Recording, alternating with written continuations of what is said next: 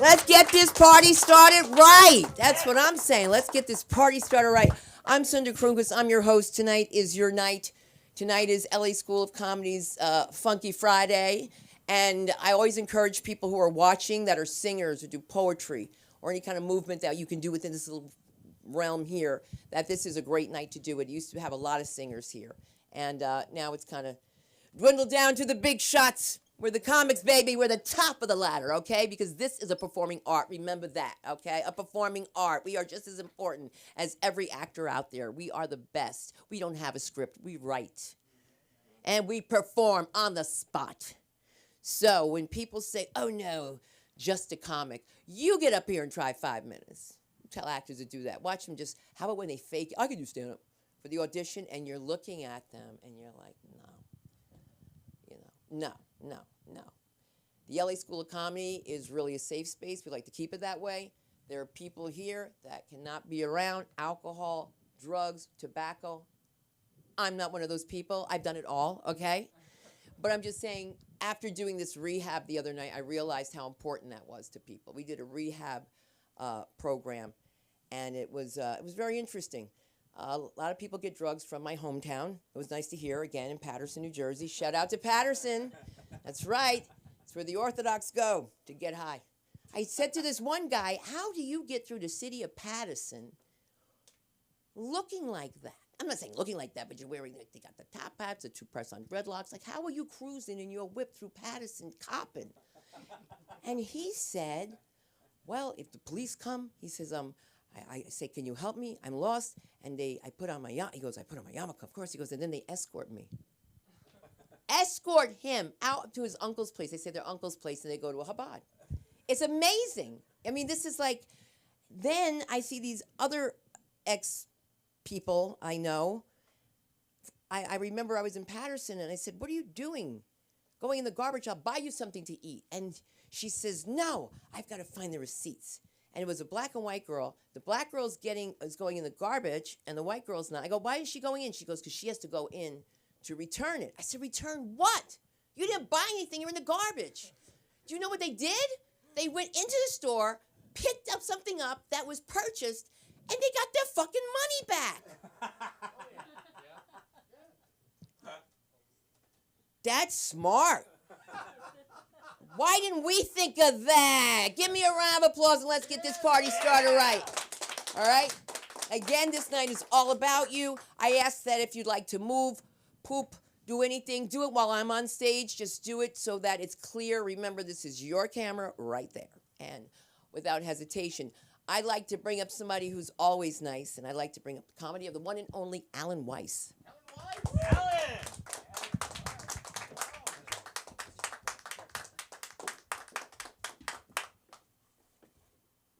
Anybody want some car keys? They have some up here. Oh my God, look at my keys.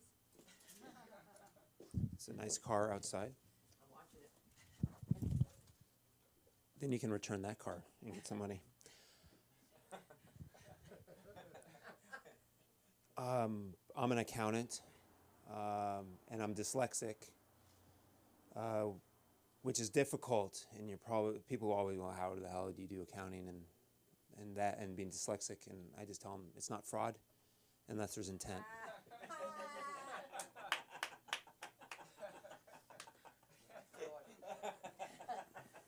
My autocorrect can't figure out, for the life of it, I cannot figure out what I'm spelling.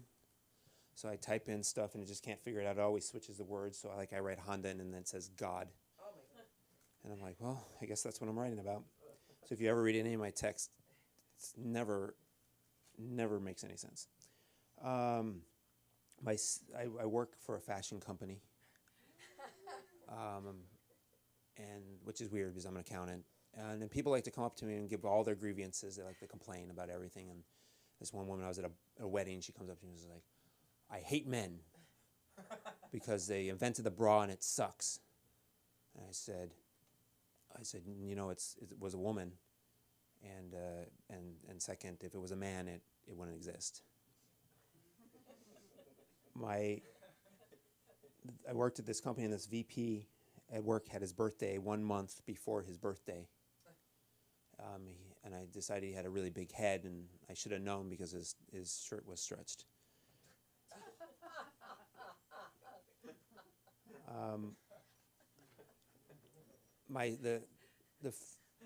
I was in my boss's office, and the CEO comes in, and he had a bad week. He just had it, and he comes in and says, "If they don't give me what I want, I'm gonna quit." And then he looks at my boss and says, "You can come with me and work for his other company." And then he looks at me. He looks at me, and then he left.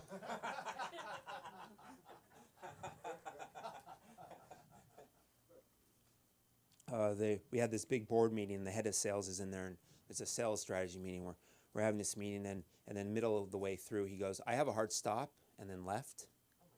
And so that's like having a meeting with President Biden and being like, "I have a tea time in 5, so make it quick."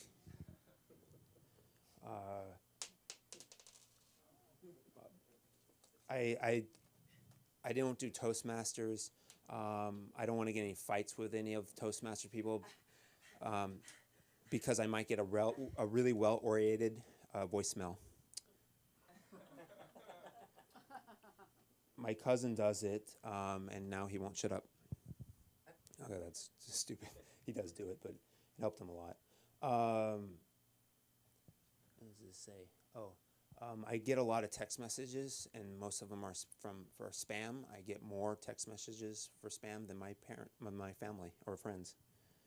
Sad. So hoarders, we demoralize hoarders. We just demoralize them. We hate the hoarders. But the thing is, if we didn't have them, we wouldn't have museums.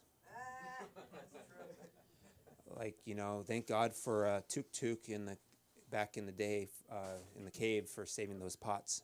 Otherwise, I wouldn't be able to see what they look like.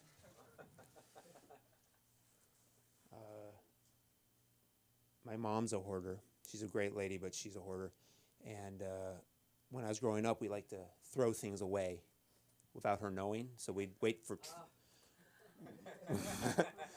So we would go in and take her 6-year-old newspapers and throw them away, or her extra containers and throw them away, which she had like hundreds. And then one time we were in the refrigerator and we threw a 5-year-old turkey away. And then the next day I opened it up and it was back in the freezer. So that was fun. I always had to be careful what I ate at home.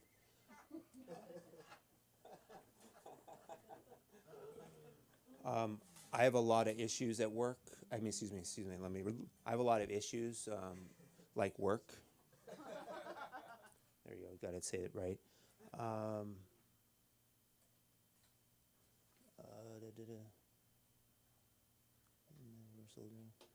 think I have. Okay. You know what's interesting? You always get the song stuck in your head, but no one ever said they got a joke stuck in their head. That's my goal. My goal is to get jokes stuck in people's heads. Once I had Bill Burr stuck in my head. No joke. He was stuck in my head, and I was like, "What?" And I was just ranting the whole time. Like, get out.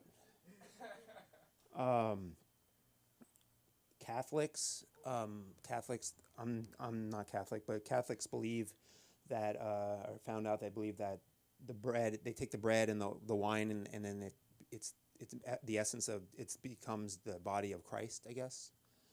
And I go, doesn't that mean you're a cannibal? If you eat it? I don't know. I don't know how it works. I'm Jewish. I don't know. I don't know any of that works. My boss comes up to me and he goes, it's actually the CEO comes up to me and he goes, "You're a, what did he say? He said, you need to be a simple Jew, not a complex Jew." He is Jewish, so I guess he can say that, but I didn't have a really good comeback for him. I want to say, "You're a cheap Jew," but pay me more. Let's see what else. Maybe I'll work on. Yeah, I don't have really anything else new, so thank you very much. My name's Alan Weiss. You can find me at Alan W. Weiss on Instagram. Thank you so much. All right. What's the W for, William? Yeah, yes. Is it really? Yep. Boy, that's pretty good, right? Sometimes I'm good. Sometimes I know that. But sometimes I'm not. You know when I'm not good? When I had to go see you, Ryan, and that woman was making me pull out my phone and my emails. When I tell, is anybody like challenged? Like with that stuff, with that? No, you just want attention. You want attention. You come in here like a ballerina with the taped up shoes so I could feel bad for you. Then you wear a new pair of shoes the next day and you're hiding in the corner. You are not a woman, okay? We are crazier than you'll ever be. We win. We win.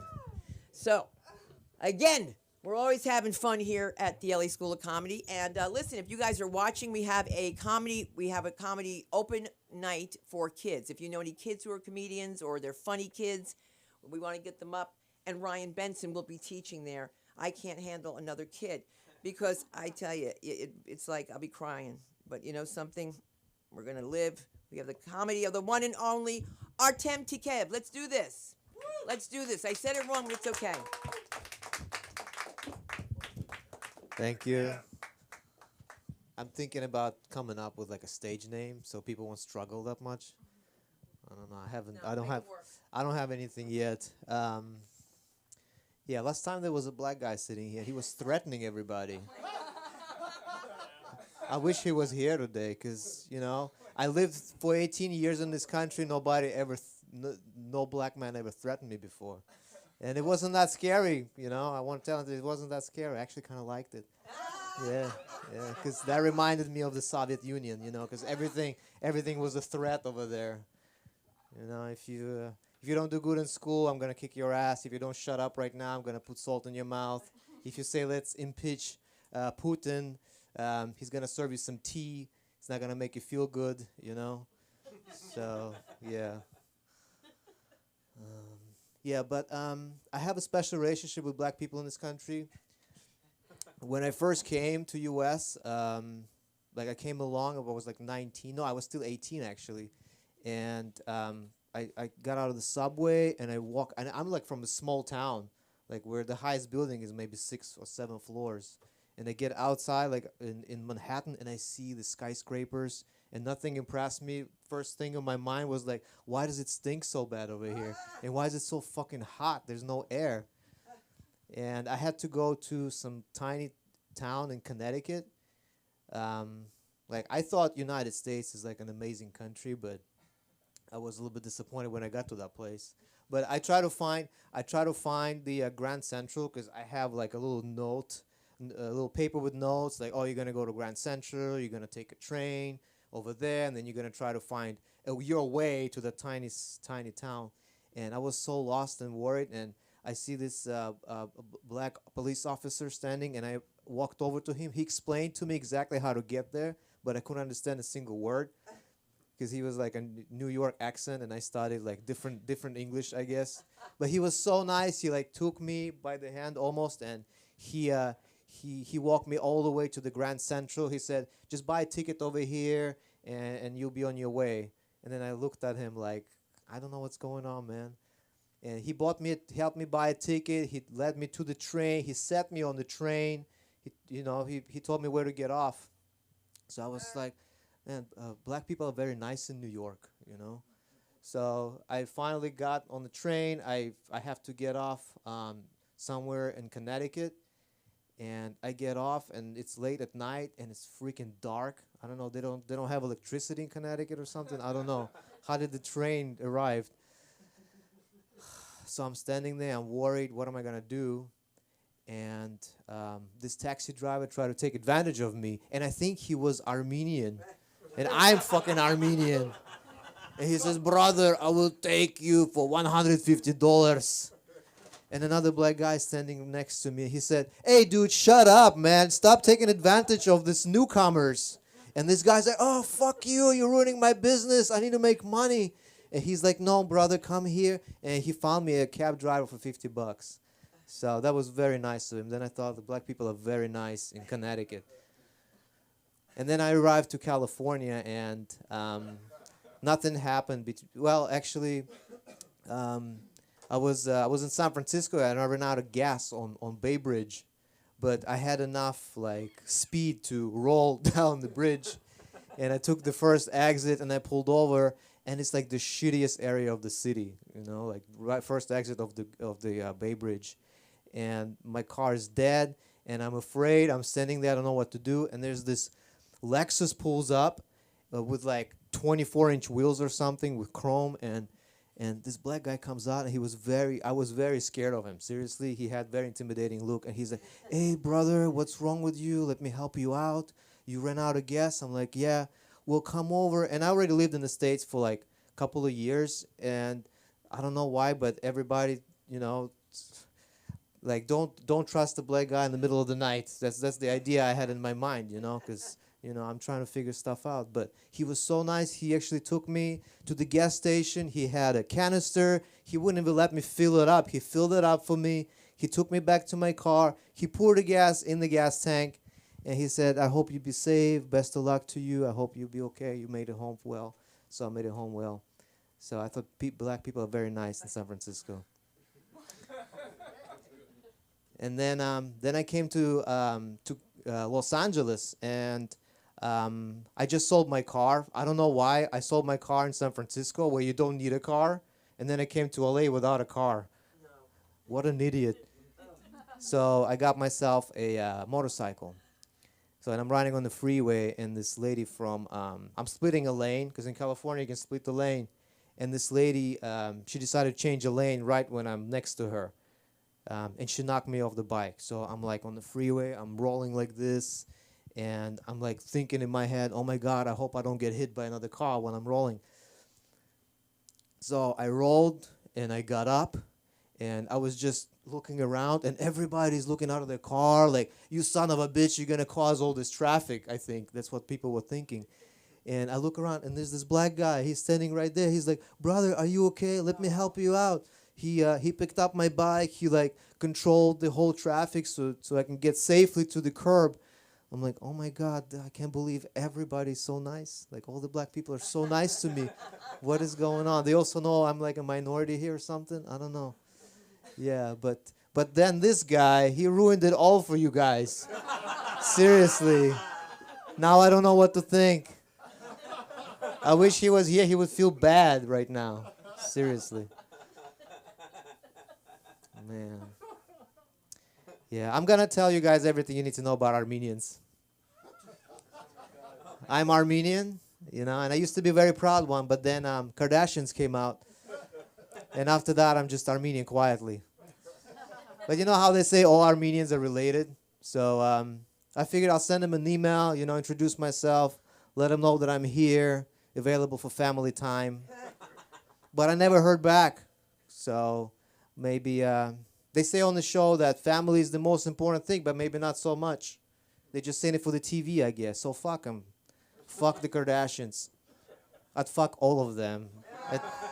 All at once. Doggy style. You know, we Armenians, people think that it's very easy to be Armenian because we drive expensive cars and we wear branded clothing. But it's actually very difficult. All these things they make our lives miserable because we have to sacrifice so much. You have no idea. Like I could have graduated Stanford if it wasn't for the white ass class in the driveway. But why do I need Stanford for? We already have a Mercedes-Benz. You know, we already made it. We got the car. We also have some of the hairiest people in the world. I don't care who says what. We are number one. Yeah. If you ask me how does it feel, it's freaking hot. That's how it feels. Especially during those summer heat waves in Los Angeles, very uncomfortable. I mean, we shed for the season, but maybe we don't shed enough. I could have been like a really good professional athlete because you give me a throughout shave, I would drop a weight class. And then I can regenerate it overnight. Like the Wolverine, you know, but the only difference is we don't need a full moon. We do it no matter what. Yeah. But you will never see an Armenian gymnast because the nose would never clear the bar. We have the biggest noses in the world. I don't care who says, well, we're number one. We're number one in so many areas. That's why we're so proud to be Armenian. It has nothing to do with the 4,000-year-old history. Yeah. Yeah, but big noses, because of big noses, I never get invited to the cocaine parties. Because they know that that size can snort 1 kilo at one take, and then the party's over. You know, who likes that? Nobody likes that. You know, I don't do cocaine. I did it one time, and I wouldn't do it again. We went to a nightclub, and I'm like dancing, and I'm looking around, and I see this big dude, maybe 6'4", 6'5", with twice my size, and I didn't like how he looked at me. So without thinking for a second, I walk over to him, like, "What's up?" And the guy couldn't believe it. He just turned around and left. He's like, "Screw this little guy. Who knows what he's gonna do?" So that could have ended very different. So I was like, "No, never again. Never, no cocaine again for me." Yeah. Yeah, my family is far away, very far away, and that's why my marriage is good. They ask you, "What's the secret of your successful marriage?" I said, "There's no secret. Just keep your family as far away as possible. They cannot poison our relationship." And even if they have, like, I'm from Russia, she's from Southern America, and if our families ever meet, I'm not worried about it because they don't speak the language. So they got no chance to destroy our relationship. Thank you guys very much. My name is Artem Tiliyev. Yeah,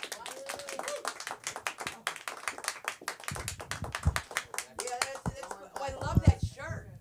Oh, thank you. Cool. Yeah, my wife bought it for me. Oh, she better. I know, you better wear it, I wanted to say. Listen, if anybody has something that's pressing and you have to run up, you'll let me know. But right now, I wanted to bring up somebody that, do you need, oh, come up.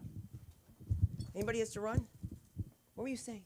We're talking about We've done that. Give it up for Samantha.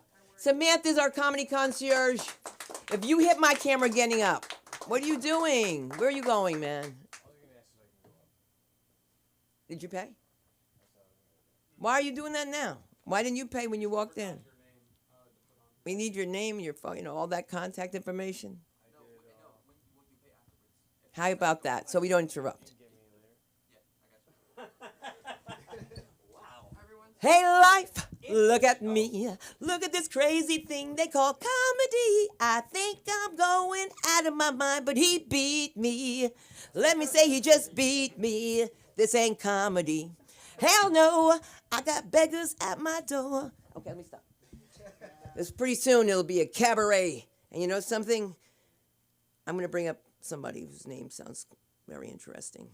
When your name is Sunderland Kronquist Zafran, you're able to say, let me say, wee, for Evan Korshansky. No, Evan Korshursky. Cash in Sky, how's that? Aren't you changing it to cash?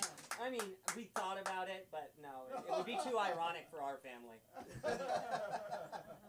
Hey, man, let's just say, let him eat cake. Give it up for Evan Korshinsky. Let me hear you. He'll say it right for you. I apologize, Evan. No, it's okay, it's okay. It's never happened before, right? Every day of my whole goddamn life, right?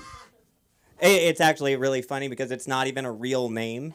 It's a fake name that they, like, picked or something. And, like, great choice, guys. What the fuck?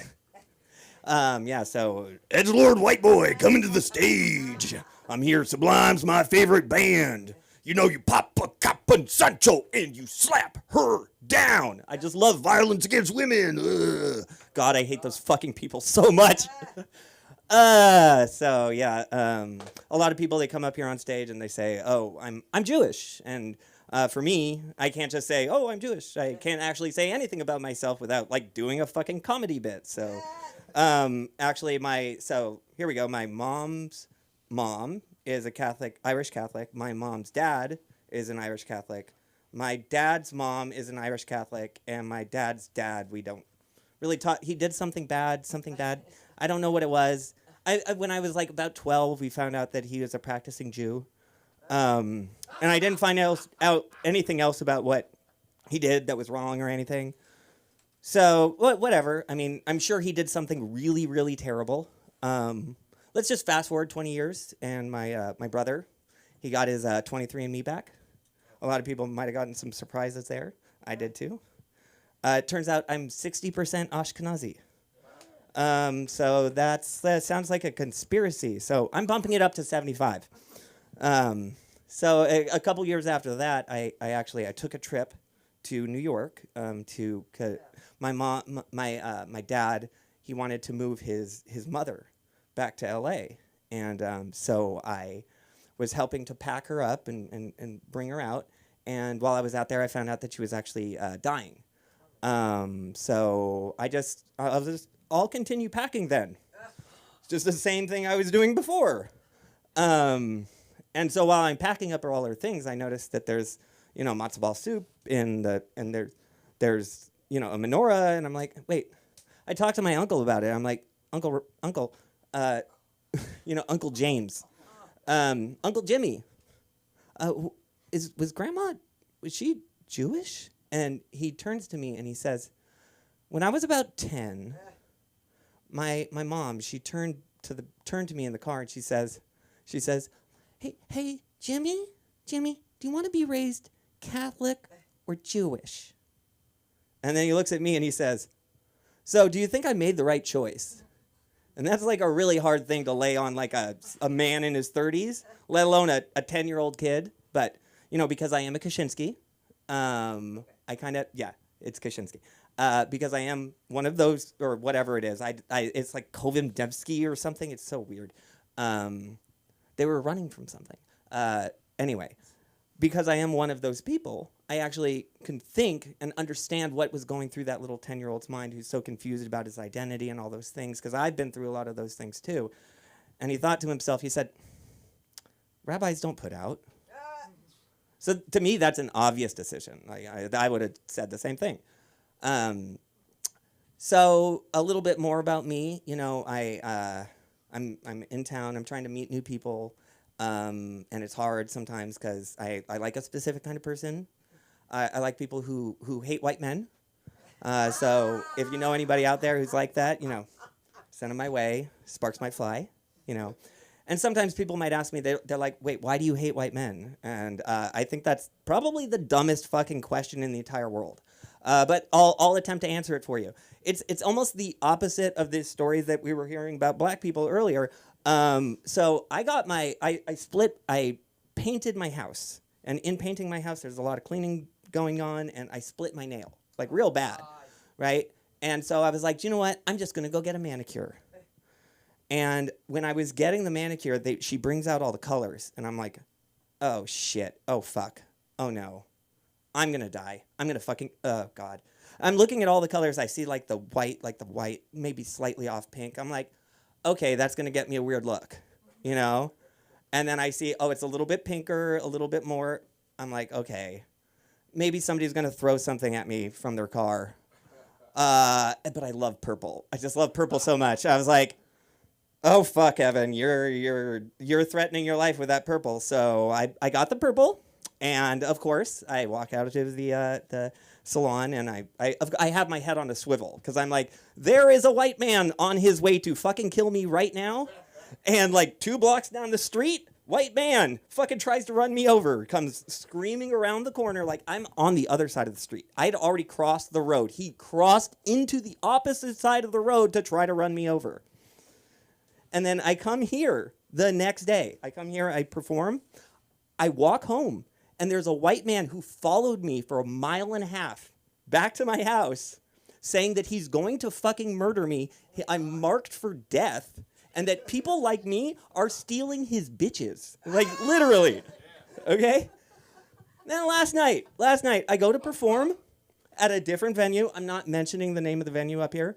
But somebody flicked a lit cigarette at me. And then the bouncer of the show... Oh, sorry. I asked for some feedback because they say that they offer feedback.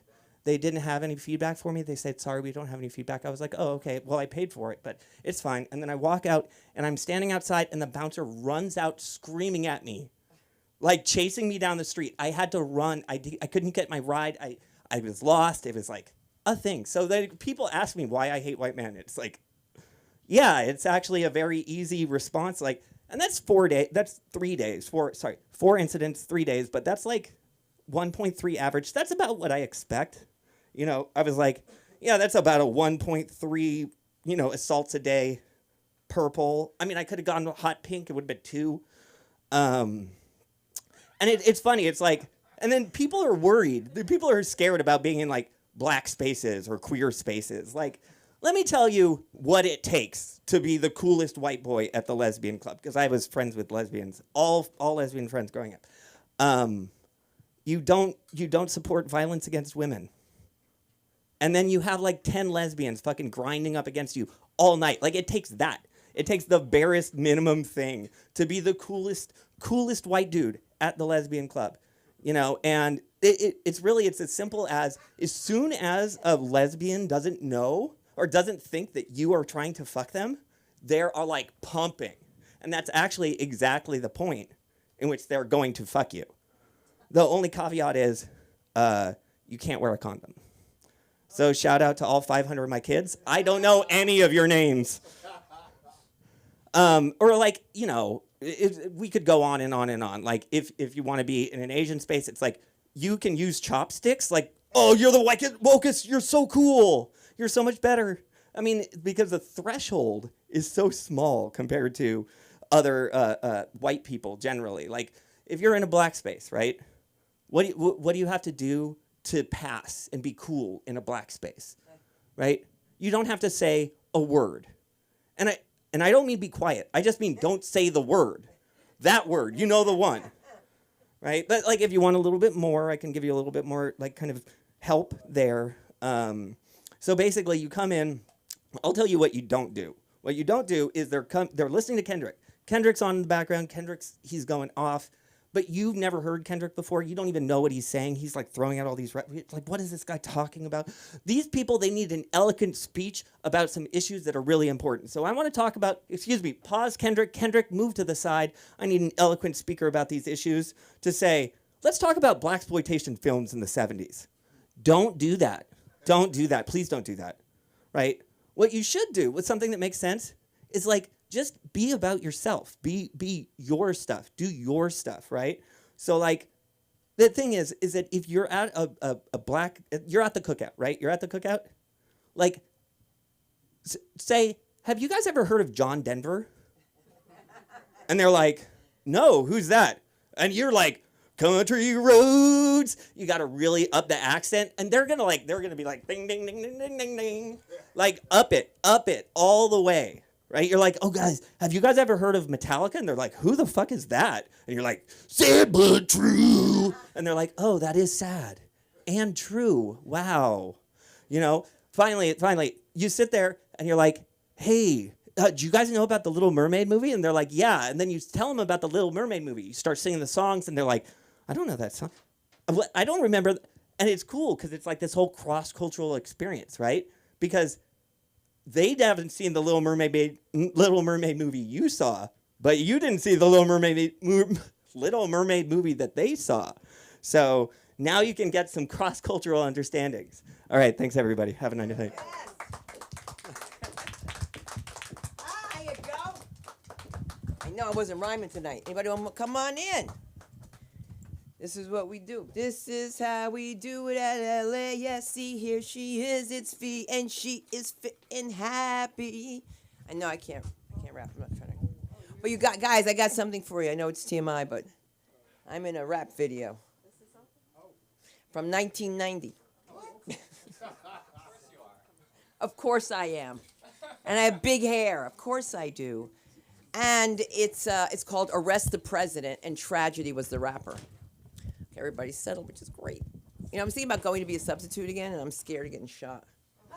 No, it's not funny. I am. That's what I was thinking about. I was afraid of that. Why am I looking at that for something? When I know absolutely that everybody is a star, but not like this one. Let's give it up for the comedy of this femme fatale, Holly Starr. Let her hear you. Where's the party? I wanna free my soul. Here's my girl now. I'm gonna lose control. I'm always taken by surprise here. That's the whole idea. It is. So I'm gonna do 7 minutes because I'm just prepping for a show, and sorry for anyone who's heard my shit before, Sam. They're gonna hear it again. So sorry, you've heard all this shit. All right, I'm doing it again. Okay, hi guys. Happy Friday. Woo! All right, so I'm on a 90-day vegan cleanse. Yeah, I have 90 days to cleanse the world of vegans. They're so fucking annoying. You know the first thing a vegan tells you? The first thing a vegan tells you is that they're vegan. I don't go up to dudes saying, I'm Holly and I like meat. Well, maybe I should. Go on a vegan cleanse, that is, because this is annoying right here, man, you guys. I don't like this. This is like a muffin top, but it's not. It actually is a cheese wheel. I think the proper way to start introducing myself is like, hi, I'm Holly, and this is Bree. Oh, and we both like meat. Oh, man, look at her. She's on a roll. Oh, man. So, oh, yeah, this is why I always forget this part of my act, because I hate working out. I stopped working out. This is why I have it. I've just stopped. I don't like it. So now my only workout is I just point and blame people. Woo, that's exhausting. I blame you. I call that calisthenics for Karens. It's a new workout program for middle-aged white women. Yeah. So I don't think you guys qualify. You're lucky. But in this workout program, you do not build muscle. You build resentment. Mm-hmm. And you know the program's working every time you get a refund. Woo!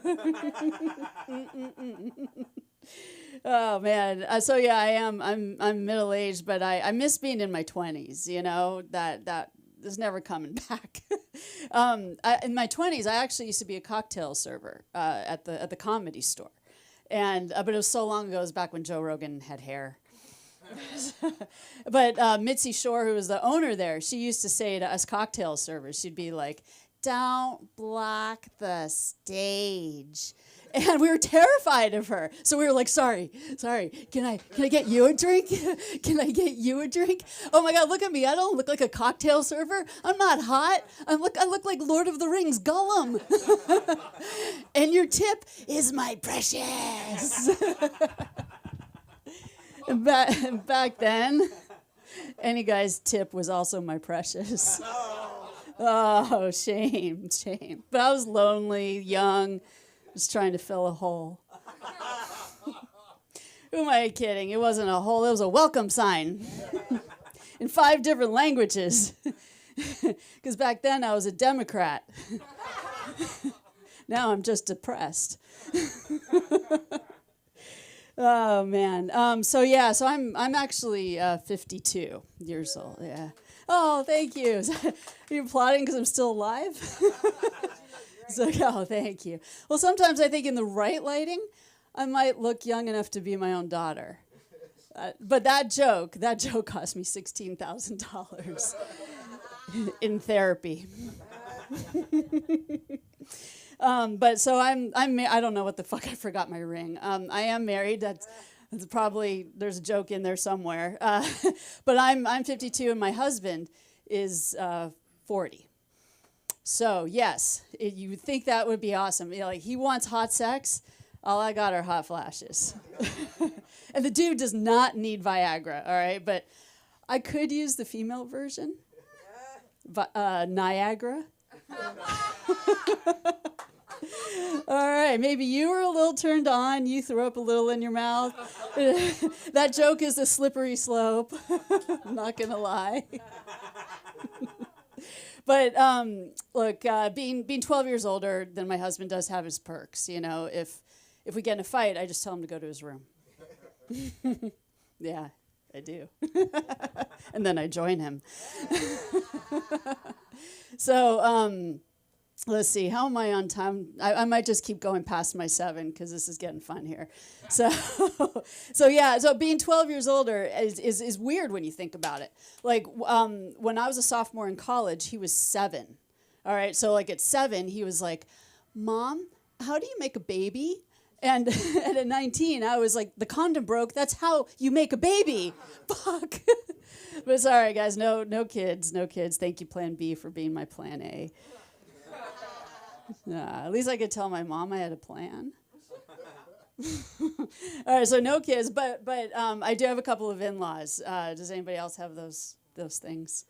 No, yeah. Oh, yeah. Lucky you. All right. The rest of this room is like, don't get married. Got it. A little late, but that's all right. So I'm going to tell you a little story about my in-laws. Woo, baby. They got me a gift. All right. I'm only wearing it right now to make a point. Okay. We've talked about religion tonight. Yes, it's right here. This is a holy, sacred Catholic cross. I'm Jewish. Like, what? I mean, Jesus fucking Christ. What are they thinking? I mean, I was like, okay, what would Jesus do? How about not get me this? You know, I mean, even little Johnny with Down syndrome knows this is not the time to fuck with Jews.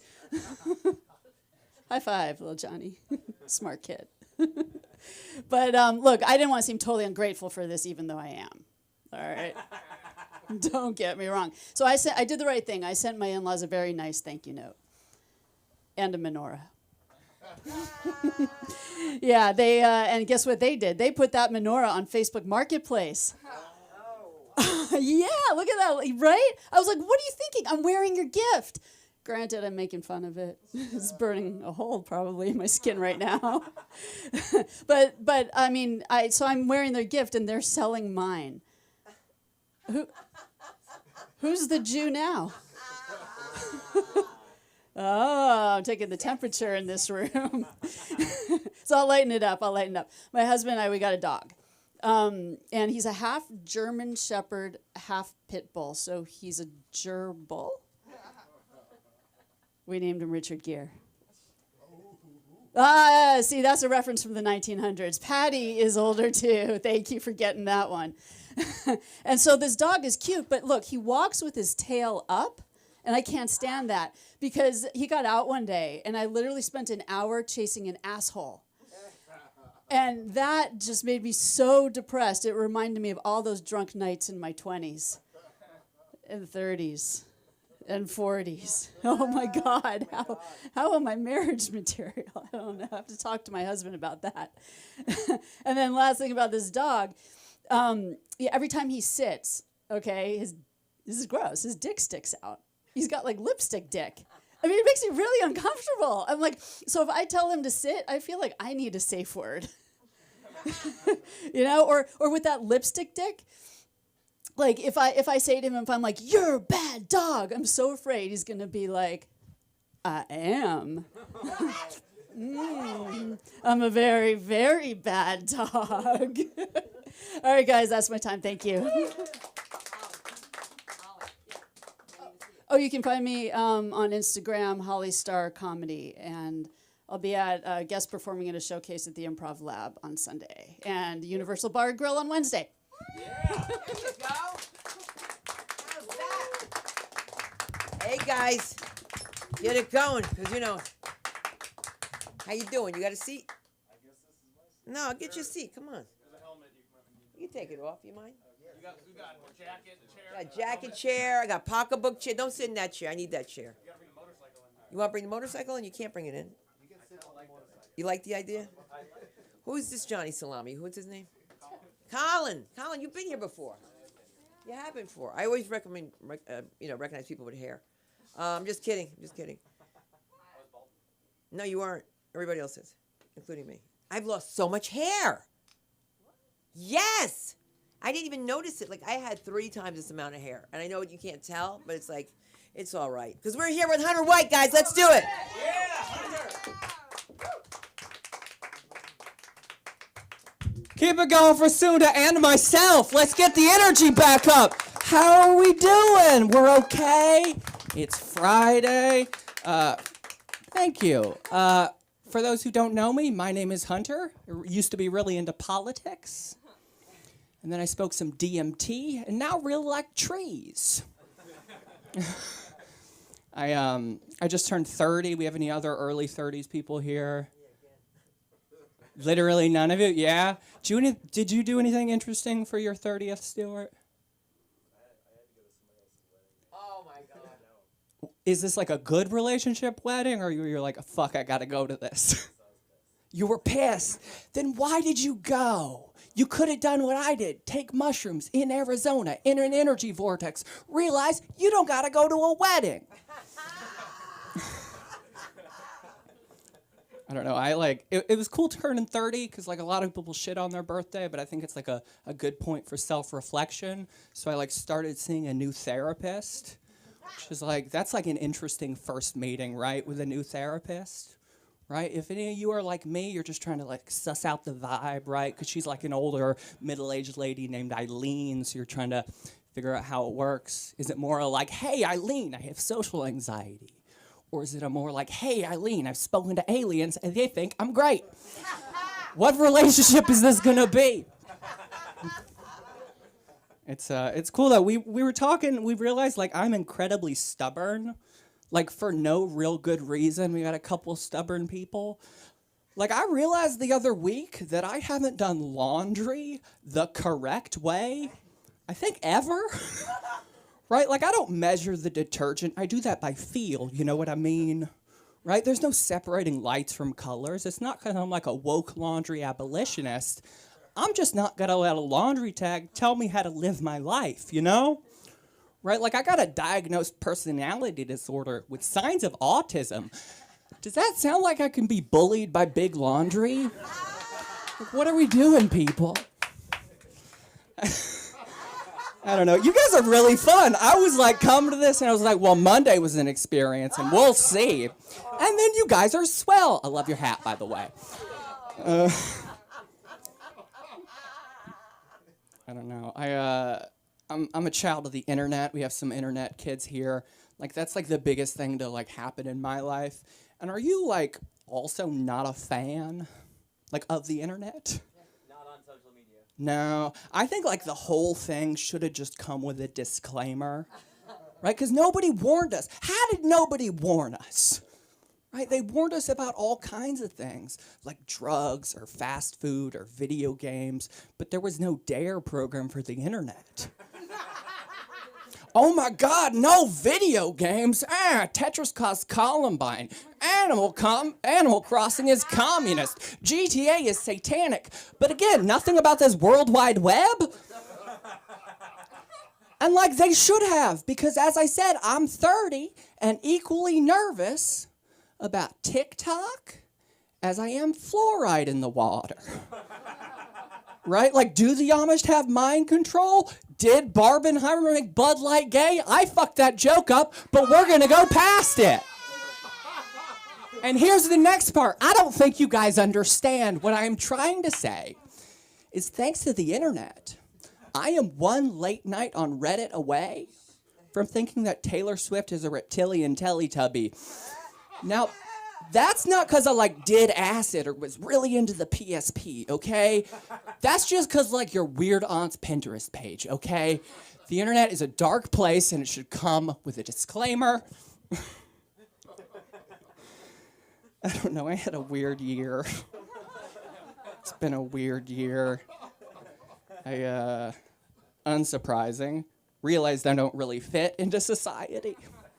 It's not sad, I'm just different, right? And like I realized this because like, I don't know, like 6 months ago, I was working at Vaughn's in the deli because my life was amazing at that point. And there was a student named Martin. Now we love Martin, loves to ask you questions, get to know you. And then one day, Martin asked me what I do for fun. Now I'm not gonna tell him about this, because that's a whole bag of worms. And like, what the fuck do people do for fun? Like, I didn't know what to answer. Like, people, like, watch movies or play sports or they're really into politics, right? But, like, me, I'm just out here, like, falling down rabbit holes about secret societies and magic. And I don't mean, like, magic, rabbit in a hat. I mean, like, sacrifice a goat, I'm gonna go to Halloween Town magic. Okay, what I'm trying to say is I got into crystals this year, and I am very uncomfortable with it. Right? Like in high school, I was like a rational man of science, and now I'm a TikTok crystal mommy. And I don't quite know what happened. I don't know. You were talking about you got a dog, you had a dog. Dogs are cool, right? They're great. I was depressed, thought a dog would help. Hot tip, it does. That's just a side note. But dogs weirdly change your life in ways that I was not expecting. Right? Like the other week, I pleasured myself into a condom just to remember what sex felt like. Guys, I got this dog, and ever since then, my sex life has been under the authoritarian thumb of a Chihuahua Terrier named Lemon. And I am perfectly okay with that. You guys have been fun. My name is Hunter White. Keep it going for Sunda. You can find me on the internet at My Name is Hunter and Next Week at Flappers. Have a good night.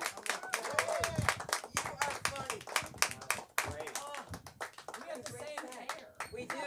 Except yours, you got some good hair. You got some silk in that hair. I don't have no silk. I got hemp. No, really, you could, where is he going? Oh, okay. Well, that's the time to do it, is when I'm on stage, so that's a great feeling. I just want to know if you guys have any energy going, because if you had taken Addie, you're going to have to put it away.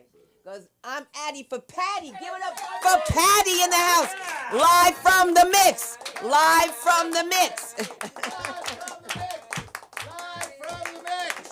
Live from, come on, man, live from the mix. Give me some fucking love. That's great, baby. I love this fucking guy, man. This is my guy right fucking here. Right? I'm not kidding you either. You know, the other thing, I was thinking about you stealing those white boys' bitches. Come on. Stealing those white boys thought you were stealing their bitches. How? How? Were they blind or deaf? How do they think that you come out there for their bitches? I mean, no offense. I love you. I think you're great. I really enjoyed him. Give him a round of applause, right? I'm telling you what. But you make Andy Cohen seem like Andrew Tate, okay? I'm just saying. I'm gonna fucking say it out. For those of you who don't know who Andrew Tate is, think of what if Jordan Peterson was a pimp? Put that fucking together in your head. And, you know, like, I'd love to hear you had that wonderful experience with black people when you came to this country as an Armenian. The Kardashians have had a great experience with our black Americans, too, you know. Collectively, the Kardashian sisters have seen more black cock than the men's urinal at the Apollo Theater. It's beautiful!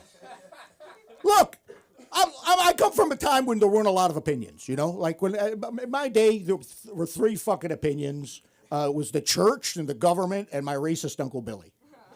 Those are, but the only that wanted you to know their fucking opinions. You know what I mean? Like, people are like, 'cause you're all looking at me. I'm gonna shoot the fucking elephant in the room. What does Patty think of this Matt Rife? Am I right? Am I right? That's it. I want to say something. You know, I think Matt Rife is not a hack, but I think talking about Matt Rife now in my act is hack, which is a bad thing to say because that makes me fucking hack. Okay, but hold on a fucking second. You want to know my opinion about Matt Rife? First of all, he's fucking hot. I'm not the least bit homosexual, but fucking guy's hot. Am I right? That's his thing. He's hot. If he ever went to jail, I'd like to go with him. Really, I would. I had a vision. I'm just going to tell you, I did. I had a vision when I saw him. The fucking jawline, the whole thing. What an ass on that fucking guy. And I flipped that we were wrestling on the steps of the Acropolis underneath the Greek sun, sharing peck lube, just sitting there together. And it was on that day I would make a man of Matt Rife. But you want to know how I feel about Matt Rife? I'm going to tell you how I feel about Matt Rife. If I were gay, I wouldn't fuck Matt Rife. I would make sweet, sweet love to him. I'm telling you why, because that guy's got $125 million. That's someone I could buy a summer home with. I could do my taxes with. I could build my fucking life. I would make sweet, passionate, tender fucking love to Matt Rife. And the other thing is, I didn't think that joke was funny, the joke that everybody was up in arms about. And I didn't like the fact that he dropped the mic at the end. You know, I didn't like that. But that may be fucking generational. Does that make sense? But I will say this, in terms of comedy, no. Here's my thing. In terms of comedy, okay, there are other comedians. There's Louis C.K., right? There's Dave Chappelle, okay? I got you. There's Bill Burr, okay? Are there better comedians? Oh, absolutely. Are there better asses in comedy? Absolutely fucking not. He is way ahead in the ass game when it comes to fucking comedy. That's all I'm saying. You really want to know what I think of Matt Rife? I'm not anti-Matt Rife, okay? I find him funny, provocative, and surprisingly easy to masturbate to.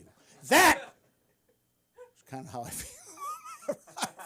But, if you want the opinions, don't get mad at me if you don't like the opinions, is all I'm saying. Because now we all have to have them. My dad, my fucking dad is 86. He's an Irish immigrant. He's rabidly pro-Israel. But he thinks Tupac Shakur is a Jewish holiday. He doesn't know. His interest doesn't reach that far. You know what I mean? Some people say that, Israel should just lay their arms down. Yeah, these are some of the same people that would have gotten Anne Frank a drum set for her Hanukkah gift. You can fucking take your time with that. Some of you will get that, some of you won't. That's okay. But I just want to let you guys know something. This is the part of my act where you, all of you, just look at me and feel a little bit better about yourself. Drink it up! My fucking gift to you, to all of you! God damn it. Okay, how about that? We got one married person out here. Who's the married person? That's right, me and Holly, and that's it. And the rest of you, that's right, the rest of you. I've got 35 years of marriage. Thank you. 3 wives, 35 years of marriage, and I know that I married the right woman because I married the wrong one first. Twice. I have some fond memories of my first wife, who for legal reasons I must refer to as plaintiff. It was kind of a mixed marriage. I'm an Irish Catholic, and she was a sadistic Jehovah's Witness. She couldn't get off unless I slammed the door in her face. But my last wife, it took 28 years. How about that? 28 years together, ladies and gentlemen. 28 years of marriage. And sex. All worth it because I have 3 beautiful children. Thank you. I have 5, but 2 of them fucking annoy me. Oh, their children are not so great. They're really not. They all think they're my favorites. I don't really like any of them. I've one son, he calls me by my first name. He's like 33. Lives in my house, He's a lot like Jesus in that he's 33 and he still fucking lives at home with his parents.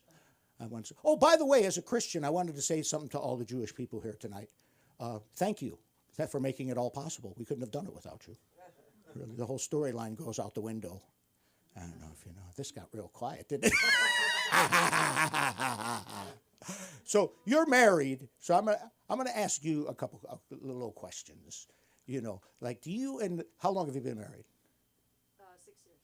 6 years. Okay, so it's still. How long did you guys date before you got married? About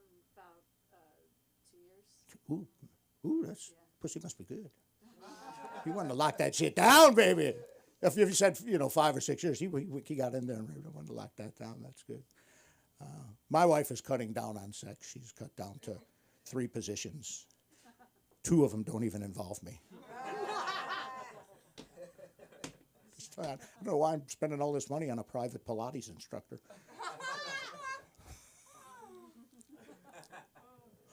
Wow, this is going so. I'm just looking all over the room. Yeah, we got only a slightly less masculine Bill Burr in the front row here. When I've been married so long that we play games, you guys clap if you're familiar with. It's called a hall pass. Familiar with that hall pass? Now you got to realize something. My wife is a tiny Filipina. She's tiny. She's 100% Filipina. I'm 100% Irish. Do you know that in LA that makes our kids legally tall Mexicans?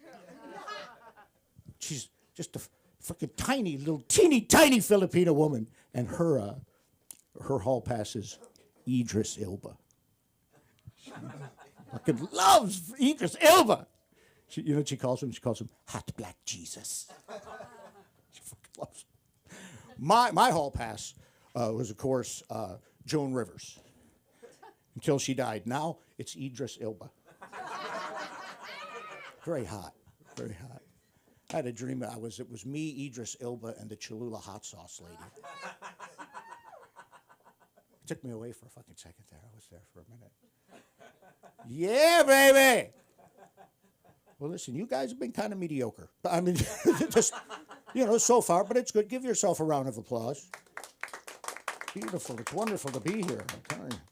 Now, I'm going to tell you a little story here. A guy walked up to me the other day. He said, "You look vaguely like you play pickleball."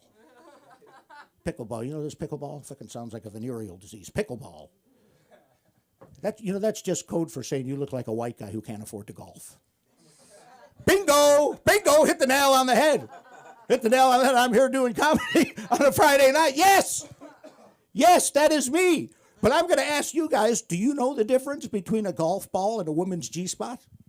A man will never stop looking for a golf ball. Now, I'm not going to claim credit for that joke. That joke was written by Copernicus. Copernicus, but I did make a deal with him to use it early in my career when I was opening for Mark Twain. It was a different time then. You know, when I think about times then and times now, I don't think Mark Twain would qualify to be awarded the Mark Twain Prize. Think about that.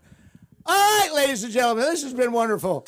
I want to say thank you to each and every one of you. I'm Patty, Paddyforcomedy, Patty for Comedy. And let's keep it going. Let's keep that joy going. Keep that love going. Give it up for the mistress on this island of misfit toys, Sunda. Paula, one of your shows should be that Island of Misfit Toys. And don't forget to visit Patty at the Mix.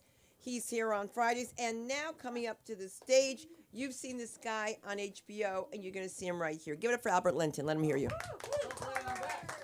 came back just in time. One more time, keep it going for Sunda. And for the incredible, the absolutely magnificent, always funny, me. Keep it going for me. Come on. Keep it going for Patty, my man over there. Hi. How are you guys doing? I don't give a shit. My name is Albert Linton. I'm glad to be here. I am trying to think. How many of you guys remember a comedian by the name of Jonathan Winters? Yeah. All right. So I thought I'd try some of his stuff, or try and channel him while I do some stuff that he would do on stage. And if you can find the old tapes of Jonathan Winters, then you will know the root cause of Robin Williams, where he got his stuff from, because he was the man. Anyway, he had a whole lot of stuff. Wait, one more thing. Who here has heard of a comedian named Emo Phillips? All right, okay, so if you know Jonathan, you know Emo, then you're right in the tradition of the kind of stuff that I'm trying to develop as far as a comedian goes. I'm trying to find a way to not grab my dick. Yeah, that's what I've been thinking, because right now I'm fighting the urge to grab it. Just hold it. So anyway, What did I want to say? This is what I wanted to show you guys. I'm going to start with this. Oh, how did I get to be upside down? That's me. 250 pounds. Oh, so good. That's me. Hey. Yeah, I look better here. I look bad here. This nigga's going to die on stage.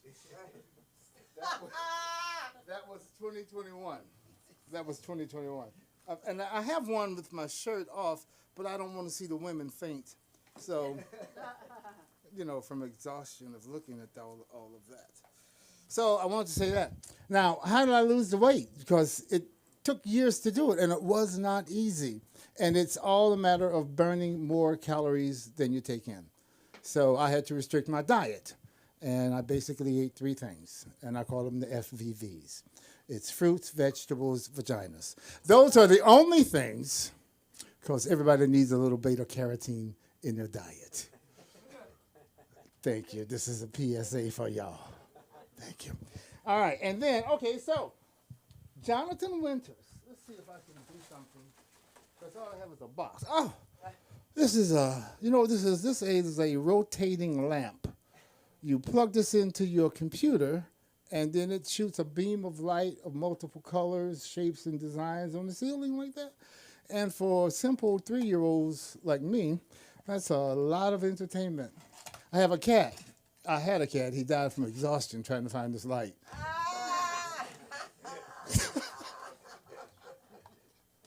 So this is a cat killer. Kills cats. All right. Let's move on. Do I have another box? Oh, you like my pants? Love your Aren't they freaking awesome? Aren't they freaking cool? I'm too old to be this cool. That's what I've decided. I can't be wearing shit like this. I need coveralls. Hell, I should have been in bed at 3 p.m. I should have had dinner at Denny's at 2. Me and my old friends, and then got in our wheelchair vehicles and went back home and go to sleep. But instead, I'm here at the LA School of Comedy, acting like I got a lot of years in front of me, which I don't. But what is this? Oh, okay. So here's a good one. This box here, I don't know what came in it. All right, so we'll set that aside. Look at this. Can you believe it? It's another box. A flashlight. It has different settings. High beam, middle beam, low beam, and then one that flashes boop, boop, boop, boop, boop, boop, boop, boop, boop, boop, like that. So if you're ever on a dark highway and your car breaks down, you'll want one of these. Go to my website. They're on sale right now. All right, so that didn't go into it. Do I have at least 10 more minutes? Yes. Okay. I've got 10 more minutes. Oh, here's another one. I'm into light bulbs. Can you tell? Oh, I really am. Because I can't stand the darkness. Light repels the darkness. Have you noticed? Light and darkness cannot exist in the same place at the same time. And darkness is afraid of light. Because darkness was there in the beginning. And then the light came and boom, the darkness went away. So obviously dark is afraid of light. Anyway, let's move on to that. Oh, look what I have. I can't see shit. Okay, I'll take that off. Are you getting the feeling that maybe I have too much time on my hands? Ever since I got hit by an Amazon truck. So I have not been, I didn't actually get hit. My car got hit. I was in the car, so I got injured. And I haven't been able to work since then. So I'm just laying around the house. I'm a dangerous thing with an internet connection and a credit card. Look out. I'll be buying all kinds of shit. I got shit in my house that I will never, ever see. I have got to get better so I can stop spending all my money on bullshit. I have like 40 watches. Like this. They all cost like $1.98. All these rings. You can get these for a dozen for $3.97. I don't even know what's in there, but I'm betting it's a watch. I bet it's a watch. I'm going to go home for Christmas. Back to Florida. And, oh, wait, that's the same thing. Oh, I got 2 of those. You ordered all this shit? I did. And I paid for it. That's the shit. I paid hard-earned American bucks for this shit. Oh, what is this? I don't know. Let's find out. Look at that, will you? Look at that, huh? What? What? Look at that. Ooh. Oh. Don't you want one? Yeah. Oh, my God. It's all glass. Okay. Not a diamond in sight. What do you do with this? Oh, it's a candle holder. You put what in it? A knick-knack. A knick-knack. Cha-cha? Knick-knack and cha-cha-cha? Is that what you're doing? Okay. That's what this is, right? Yeah. Unless my ex-wife comes, then I'll throw it at her. No. I'm just kidding. I don't know which one I'm going to throw it at. I'll throw it at all of them when they show up. I love marriage. That's why I've had 4. I think it's a great institution. I don't like marriage as much as I like divorce. I know how to do that shit in 6 weeks. Oh. Yeah. Oh, hell. I can get married at 12 o'clock and be divorced by 1. I know how to do that shit, all right? I am hip, bro. I know how to do it. Oh, these are gloves. These are the gloves you put on when you want people to think You fuck with me, I'm gonna fuck you up. Look, here's the cop gloves. Look at that knuckles on there. Boom! They will fuck a nigga up. This is what they wore during the riots. The cops came with these gloves on, beat niggas for days. Pow! Bang! Bang! Bang! Niggas was like, what the fuck? This nigga hits like Superman. No, it was these gloves. That's what it was. You know. So now I got one. All right, so I want to do a public service announcement because a lot of people have not figured this out yet. There's a simple way to handling the police, and more people need to know this because apparently a lot of people don't know. The police is authorized to end your life right then, right there. And he's the only person in the entire world that has that power. No other official in any government has that power. Just the police officer. That would include the highway patrolman too. So you need to think about that. When he turns on those lights, remember it's a person. And the way you treat him is how he's going to treat you. So when I get pulled over, I become step and fetch it. I get the biggest smile I can. Y'all know a lot of my. Uncle Tom? Uncle Tom? Is that familiar? I start telling him, yes, sir, master. I'm so happy you pulled me over. Please give me a ticket right now. Because I want to go home. I want to see my family. And I'm sure he wants to see his. So, sir, I am sorry I was speeding. If you want to issue me a ticket, I can understand it. You're doing your job, and I appreciate the dedication and the honor that you bring to the work that you do. Thank you, officer. And by the way, I would give to the policeman's ball, but policemen don't have balls. Thank you.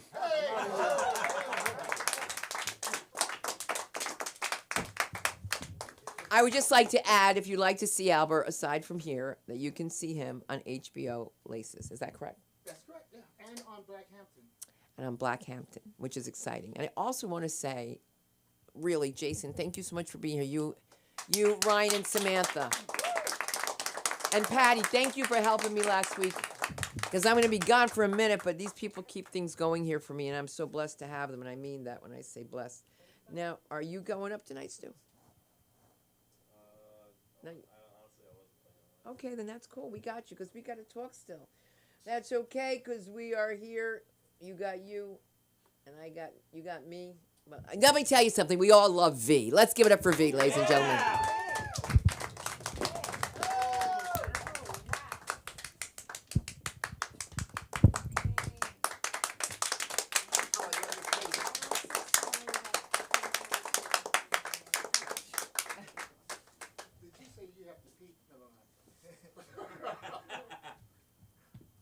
So, Patty, what I wanted to tell you was, thank you for that imagery, because now in the Coliseum it's going to be you, Idris, and Matt Rife. Woo! No, that's for me. That's for me. That's for me. You know, Greco-Roman wrestling, threesome. Woo! Man, oh man, oh man, oh man, oh man. Yes, I'm V. Everybody say, hey, V. Hey, V. Many of you don't know me. I'm second generation hoochie. My mama's a hoochie. She was a nurse back in the days when they wore those nice white dresses and the white stockings, sexy, sexy, sexy. And those big, white, comfy, thick sole, rubber sole shoes. Comfy, comfy, comfy. And they wore those little white pillbox hats.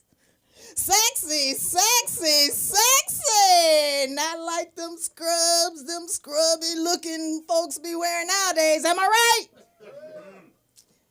Yes. And my mother slept with all her doctor bosses.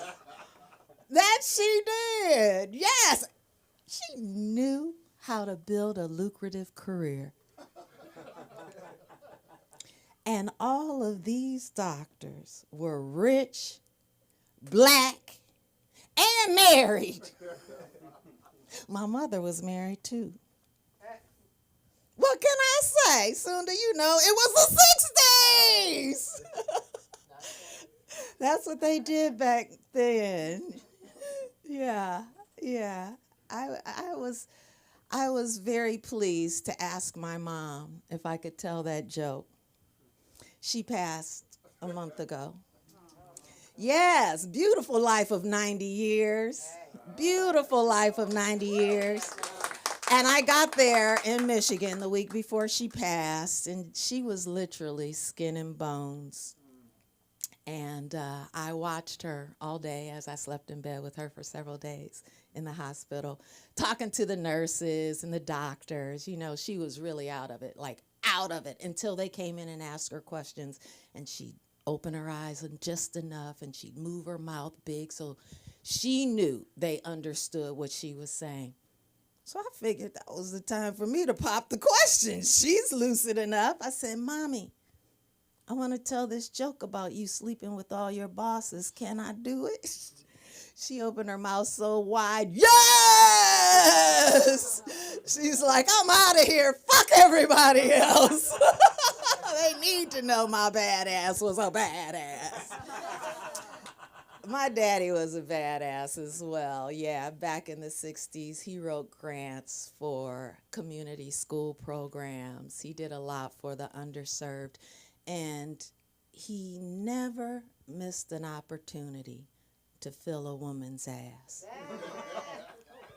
It was a different time. I really can't get with the thinking of nowadays. Because back then, we go to the mall, my daddy would be saying, hey, Mrs. So-and-so, how you doing? Before she walked away, he had copped a feel. We'd be at the gas station. He'd be outside talking to some lady. They'd laugh, he'd get him a little feel. And you guys, no one looked at him mad. Nobody went away huffy. They smiled back like, yay, thank you. It was a different time, you guys, when me and my girls would walk out, like in junior high school, there'd be a bunch of us. We're passing by a bunch of guys. I remember clearly this one girl said, somebody's going to fill our ass. We all pass by. We get on the other side. Yeah, Rodney got me. Yeah, Robert got my ass. It was really wonderful. I mean, it was. And you looked back, and it wasn't like a secret or a bad thing. They owned it. They look back at you, they go, and you go. And then you give them your phone number. That's how it used to be. You guys have no idea what healthy ass feeling is like. You don't know how good it feels for somebody to say, hey, baby. Damn, that was good. I'm going to do the other one. I don't get what's going on nowadays, but back then it was very different. Back in the 40s and the 30s and the 50s, I don't know if you knew this, but New Orleans was the mixed race capital of the world. It really was. It really was, because you don't realize this, because there are mixed race people everywhere. You bump into us, boom, everywhere. But back then, no, just in New Orleans, because it was illegal to make mixed race babies unless you were a slave owner. That's funny. Don't feel bad about that shit. It was real. And right now, it's very funny because they cornered the market. They cornered the market, yeah. New Orleans was where black men went to get them a light-skinned wife. That's what my daddy did. And truth be told, my mama's brighter than most y'all Caucasians. Yes, she is. Her daddy was half and half, which makes her a quadroon, which makes me an octoroon. And when I learned that, I made it my mission, Albert, to put more melanin into my lineage. Yes, I did. And that's why I married a charcoal black African that I did. Sing! I did it. And my children, when I fill out their applications, any form that has ethnicity, I always write African American. I'm not lying. That's what I write every time. African American. So people know I did it. Melanin and more melanin. And my chillins. Absolutely, but my daddy, he passed. He never got to meet them. He really was amazing. He during the Detroit riots, he was one of the people they called to go down and grab a megaphone and talk people down, and he really helped clear the streets. I mean, we were scared, because he was in a dangerous situation during the 60s. And then the 70s rolled around, and he went and got him a real white woman. My daddy. That's funny. Don't feel bad. It's the truth. And it's funny right about now. Yeah, it's one of those things you just go through, because if you know your history, the Black Panthers did too. Bobby, Huey, they got them white women. If you really know your history, you know Frederick Douglass ended his life with a beautiful Caucasian queen too. Yeah, it's. I'm just starting to figure it all out. I think it's the American dream because, I went through all that work, and my 2 sons love white women. Talk about just, stab a black queen in the solar plexus.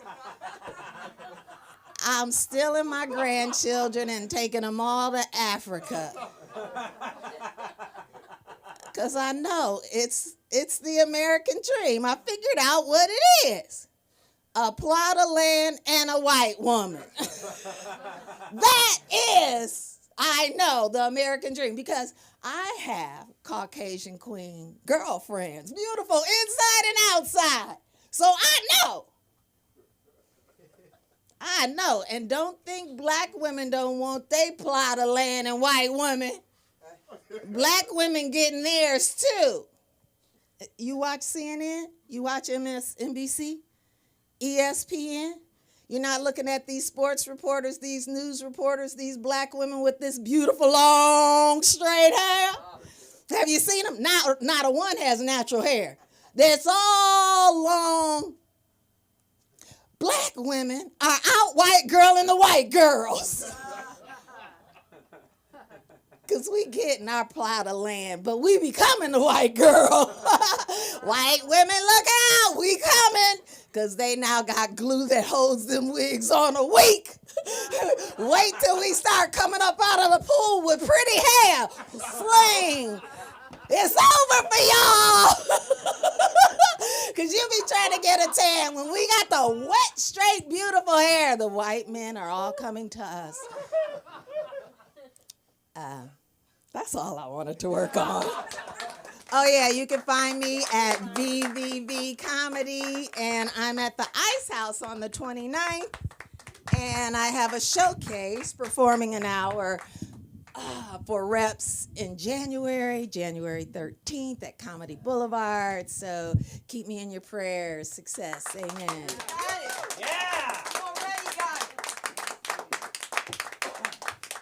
I was just thinking about all that hair. It's too much. I got addicted to weaves. Oh, you did? I wanted to have white hair so I could be on time for work. I wish that was a joke. Oh my God, we're so lovely because we have the comedy of Colin Aslawi. Aslavi. Am I saying it wrong, sweetie? What am I saying wrong? Aslawi, well, you wrote it. I tried to phonetically put it there. No, it's all good. That's perfect. I love it. All right. Perfect. There we go. Hey, how we doing, guys? Yeah. All right. Give it up for yourselves. You guys have been fantastic. You guys have been hilarious. Hunter, right? Hunter, you remind me of Terrence McKenna. Do you know? Yeah. Do we have any Terrence McKenna fans? Anybody know who I'm talking about? Okay. There's just that energy. It's just the quasars and the far left powers of the universe. You know, that kind of. It just has that energy. Anyone here do therapy? Therapists? I like therapy. I'm a big fan of it. I feel like. Does it ever feel like it takes too long to get to where you need to go with therapy? You know, like I wish therapy was more like other trades, like a plumber. Like I just want like a therapist to like tap me on the head with a notebook and tell me what's wrong. You know, just like, yep, classic case of narcissism. Gotcha. Here, take these mushrooms and 6-week vacation. I don't know, I think it'd be funny if a therapist was more, if a plumber was more like a therapist. Just picture that, you come over, you know, they're like, so what's your relationship like with your pipes? Has that always been tumultuous? Tell me about your childhood pipe situation. I recently learned that in Florida, there was a massive human rights violation in the prisons, in one of the state prisons. They found 30 human rights violations in just one prison. And so all these officials came over and they're like, to fix it up. And now it meets the Florida standard of 75 human rights violations.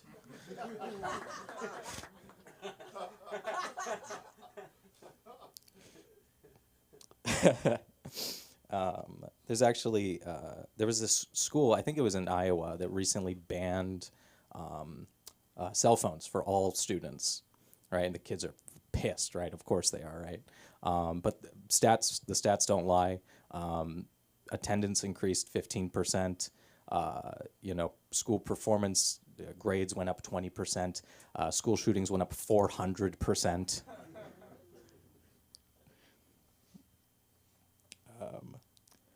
I don't know. This is there we go. I don't know if you guys heard this, but do we watch The Simpsons, or anybody who used to watch The Simpsons, fans of The Simpsons? So they're actually changing a few things. Bart will no longer be, Homer will no longer strangle Bart when he gets upset. What? That's actually true. He is not going to strangle him. It's not with the times. So Homer's just going to abandon him. A little bit more appropriate for the times.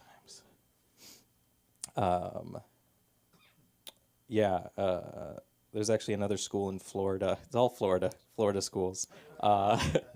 They made it, this is true, they're actually trying to make it so that you can only go into the bathroom of the sex you were born in, too.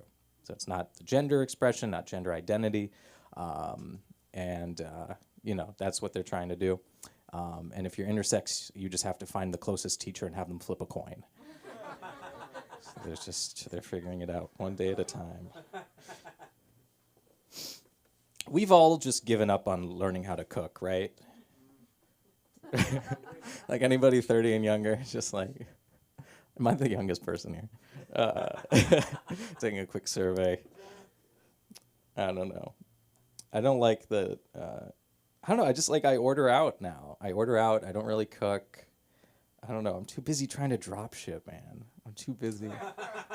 I'm making, you know how much, I'm making more money drop shipping right now than I am fucking cooking. That's 12 minutes I could have been shipping a fucking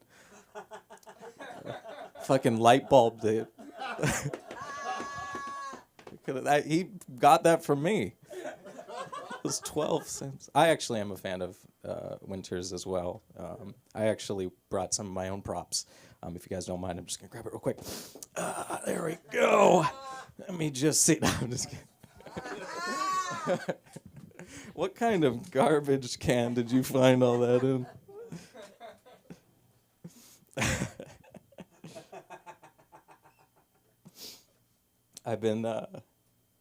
I'm glad I don't know if you guys follow internet culture, but I feel like the red pill movement is slowly dying. Any incels joining? No, but I'm glad that it feels like the red pill movement is dying. I want it to die. I feel like, right? Like, I feel like Andrew Tate was this peak of just pure toxic masculinity. And I feel like that's an overused term, but he fits it to a fucking T. You know, just this guy who thinks he's the shit. I keep getting into arguments with people who think he's a world champion, kickboxer, when he's not really. He's just like, he did well for like a small division that he was a part of. And that people think he's like the greatest fighter of all. And I just like get so annoyed with him. And I will get in arguments with people who say, well, I'm not a big fan of what he's done, but I like his message. I like his message. Got it. So the tax fraud, you weren't a fan of that. You'll forget that. Okay. Abusing large groups of women, got it, not a big deal. But he says to work out. Got it. I'm glad that kept you on the straight and narrow. I've been seeing this trend on TikTok where people will go up to men and be like, name a woman. Name any woman. And apparently, as men, we have only 2 women we can think of, which is Amelia Earhart and Helen Keller. That's all we got locked up here. I haven't heard one Michelle Obama. I haven't heard one. See, I can only think of 3 women. That's all I have. I only got 3. Not one mom. Not just one. Not one, just my mom. Not one. It's so sad. I remember, this is true, I was in a fraternity, but I felt like it was like a solid fraternity. Like we were trying to do good, and we actually had like this weird, it was kind of a weird like seminar kind of thing where we were talking about like, you know, how to, we hosted a lot of parties, and it was basically someone from the administration of it came and wanted us to like be responsible with the parties we're throwing. And this guy comes in, he asks us, I don't know why he asked, but he asked us to use different terms for sex. And he just said, yell out words, you know. It's a group of guys, so it's just like banging, slamming, pounding. And I'm just up here, I'm like, making love? Anybody? I like to, okay, we're banging, we bang them. We fucking bang them. Hang them, fucking, and make a little love too. Maybe just a little love. Thank you so much. If I could, can I clone 12 of you? I feel like we've also just, as a group of people, given up on directions. Can anyone get to their home right now without looking at their phone? Can anybody safely, confidently say that? I don't think I could.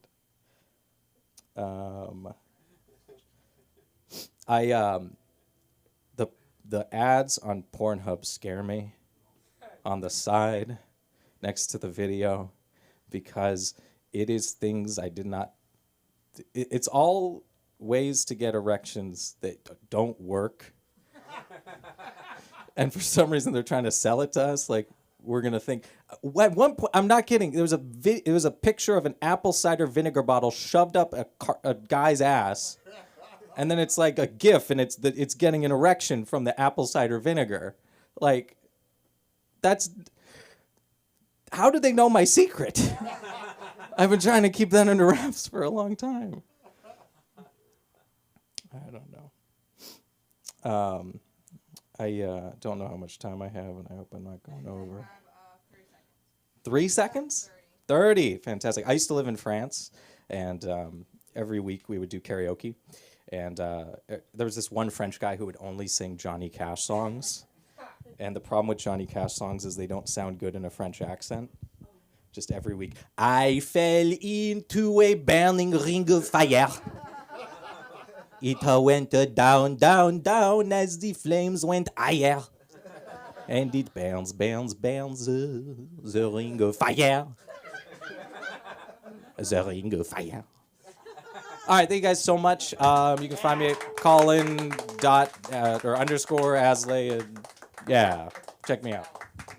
Hey, Colin, spell your last name for me. Oh, yes, we'll spell it. All right. Aslay.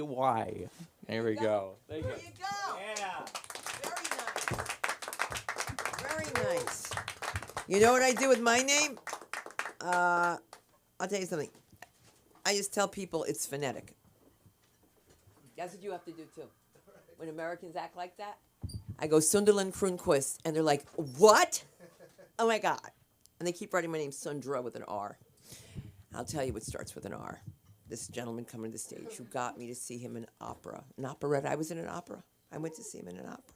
I was so proud I was acting like my colored mother because I showed my ass outside the ticket booth. Okay? They're going to tell me after I pay that I got to show them, I have to send it to my email and then do the scanning. And I was like, I'm here to see. I got ready to call my son, but I was like, that might get him in trouble. You know what I mean? Because I showed my ass. Because I've been in trouble before. It's okay. I have. And I love Debbie Allen, but she banned me from her studio, so I really have trouble. When your dance teacher tells you after a year of working with your kid, she's not going out there because she didn't stand still on line. And I punched her in the head. Not my daughter, the teacher.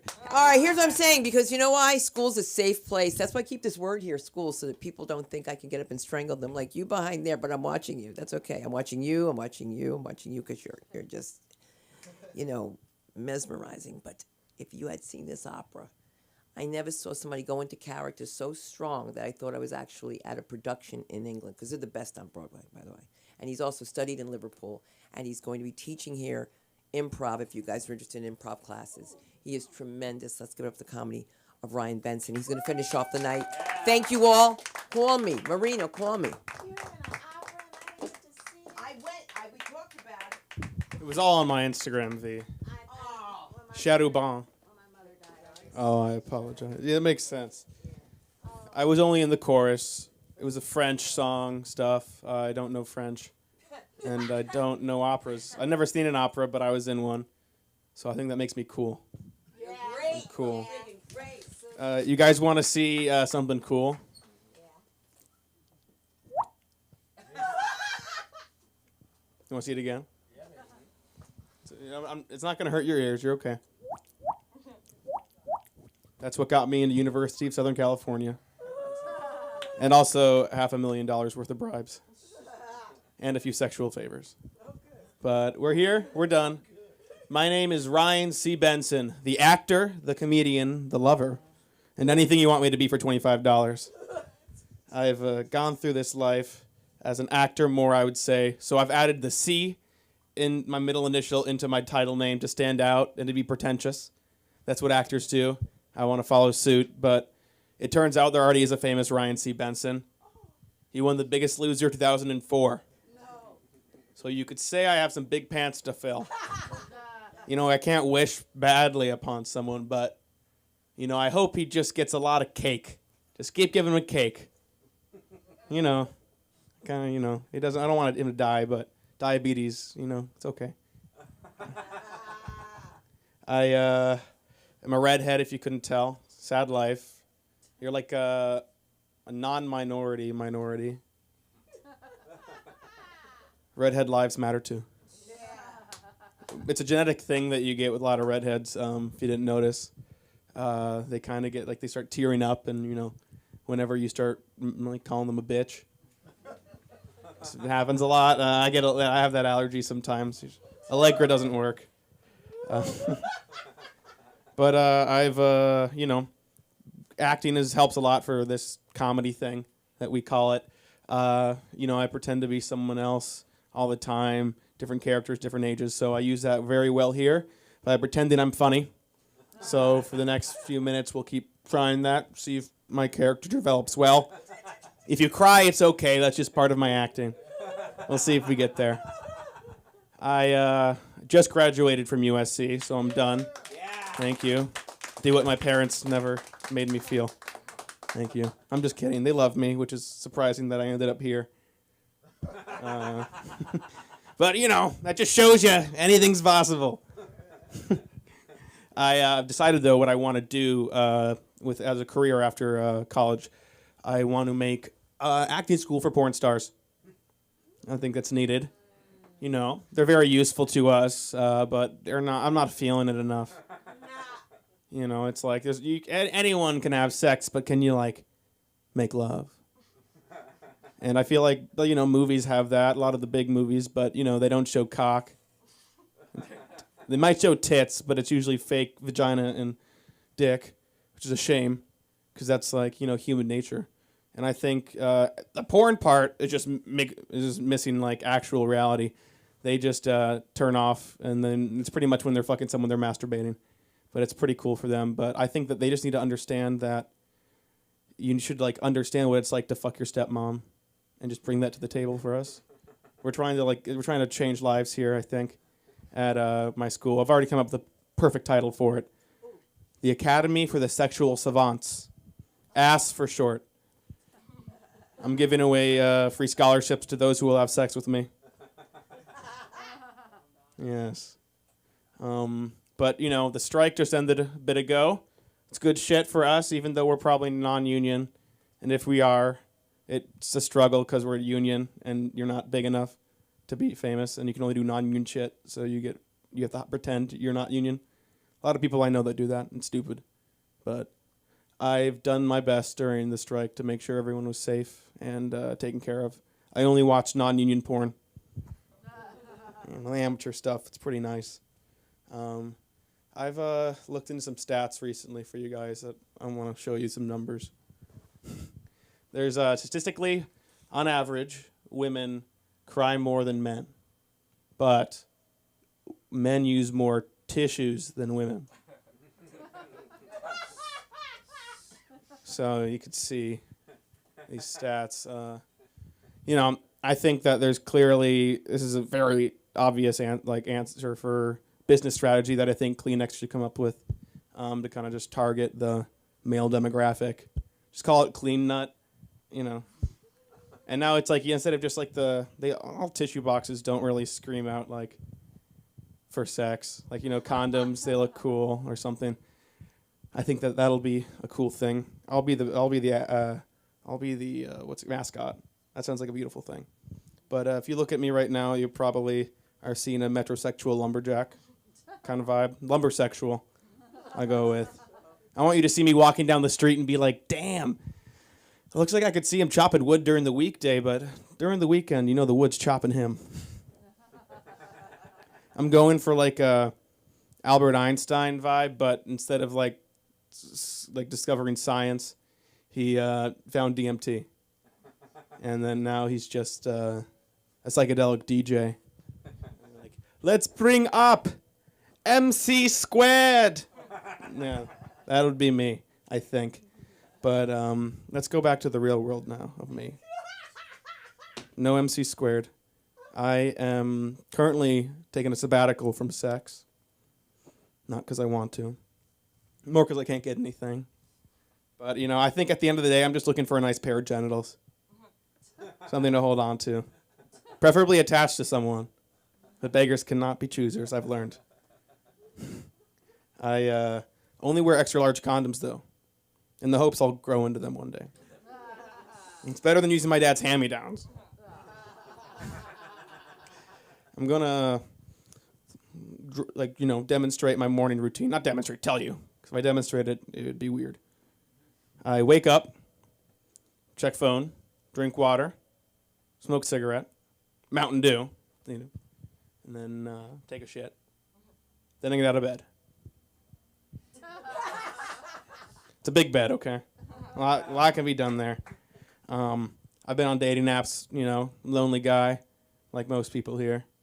Or lonely girls, or lonely anything. We're all lonely. But I've been on the apps, and I've seen some people say a lot of things like I don't really understand. They say, no hookups. And that's kind of annoying, because I'm like, why do you care if my dick looks like a fish hook? If anything, it's curved to the right. So I think that they should, I'm not asking if they got a corkscrew vagina. These aren't things I'm concerned with. I also hear no one-night stands. And that one really makes no sense to me. Because I'm like, how many nightstands do you want at the bed? I could bring like a fucking coffee table next to you. It'll be okay. These are stupid things that they go through. But let me see. So at USC, as I was still a senior, I would go to dining halls just to feel like I still wasn't about to graduate and go into the real world. It was like a quarter-life crisis kind of thing. But I people watch because I want to feel included, but I don't want to talk to people. And I've seen different people, diverse or something at USC. That's what they say they are. But I've seen, I see someone walking by. They happen to, be blind, no eyes. No, they have eyes, but not working. But so I see them, and I'm like, it's I'm not hating on them. There's nothing wrong. They didn't decide this fate, but it makes me feel sad. I think I'm a little jealous of the dog too, so that probably added too. I want to have a dog with me at all times, but I feel sad because I like to see things. I'm a big seer. When I see things I like, I'm happy, like boobs. So I think that's a very sad life to be. You can't see things you like. But then, as I'm waiting outside the dining hall, more people watching, I see her again. Not with a dog this time, which I'm like, what? How are you, doing things? And then it's just someone else is holding her hand. I'm like, okay, got a friend. That's good. One up on me. Good. And then I see them sit down, and then I actually see them kissing. I'm like, what? It's allowed. I don't think it's, illegal. But I was confused, and then I kind of put it together that, I've never been in a relationship, and even a blind person can do it. Joke's on me, if she could see me, I guess if she could hear me, she would be sad for me too. And it just goes to show you love is blind. I've, guys do weird shit when they're together and they're bored, unless there's war. When there's war, men do the real shit, but when there's not, they do stupid stuff. Like when I was younger, guys would put icy hot on their balls. Do you guys do that? You ever? Or people? Yeah, I see a few. I see a few confused and a few people that are PTSD from it. Yeah, they're still recovering from it, it seems. But we do stupid stuff because we want to feel like someone likes us. Camaraderie. Pain is laughing. But now in college, when I was seeing that, a lot of guys they don't if they're not alcoholics yet. They'll do fun stuff, stupid stuff to give pain. The thing that I've noticed now is they'll go to a hot chicken place and they'll get the level 10. You will be dead. They'll go for the hot shit and they just to laugh and have fun. I guess I don't do it. I watch, but then I they eat one bite and it's the most wasteful shit ever because you can't eat the rest of it. And then I go they don't know what to do, so they're struggling. I have 3 friends that they're all 2 are waiting in line to go to the bathroom. The other one's already destroying it. So I have to throw it out. So I go out to the sidewalk and I'm about to throw it out because it's just a waste. And then a homeless guy comes up to me. He's like, "Hey, what are you doing with that?" I was like, "Nothing. I'm just throwing it away." He's like, "Can I have that?" I'm like, "You don't want this. It's He's like, "But you got food." I'm like, no, please. You don't want these tenders, man. You don't want these. And then I kind of, people were watching me. They're seeing me just pretty much going, show a guy that he doesn't deserve food. So I walked away and let his ass die. We'll figure out a punchline better. But that'll be the end for Ryan today. Thank you, everybody. But I'll be the host now, so I'm bringing up people. We never got your name again, sir. You're going by Hi for sure? Okay, I wanted to make sure. Hello, Albert. You ready to see Hi? Hi. We're bringing up Hi. You get that? He's not high, but he says hi.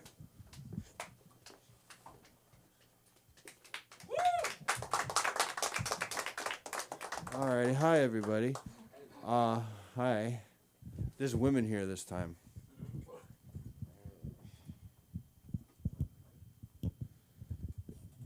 Well, last time it was a boys' club. And do you want to come up again and do what you did last time or no? All right. I'm gonna sit too. Yeah. It had to do with the S word.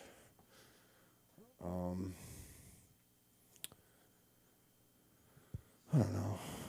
Probably won't be funny, but thank you guys for making me laugh.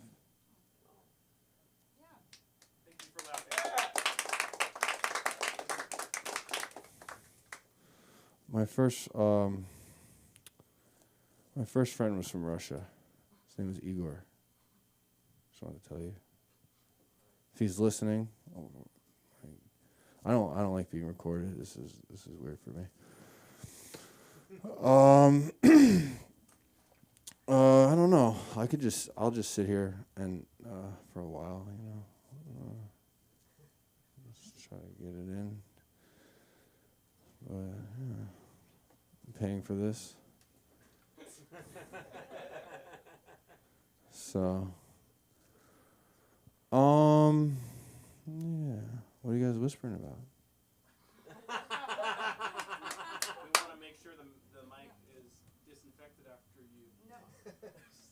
Is that what the problem? I have a mask on. But it's not covering your nose.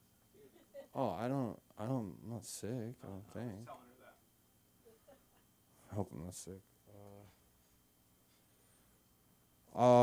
I've been screaming in the street. Huh? What's the matter, sweetheart? Oh my God, sweetheart. Are you married? No, keep going. Yeah. Dude. Yes or no? Keep doing your set. Oh, that's part of it. Jesus.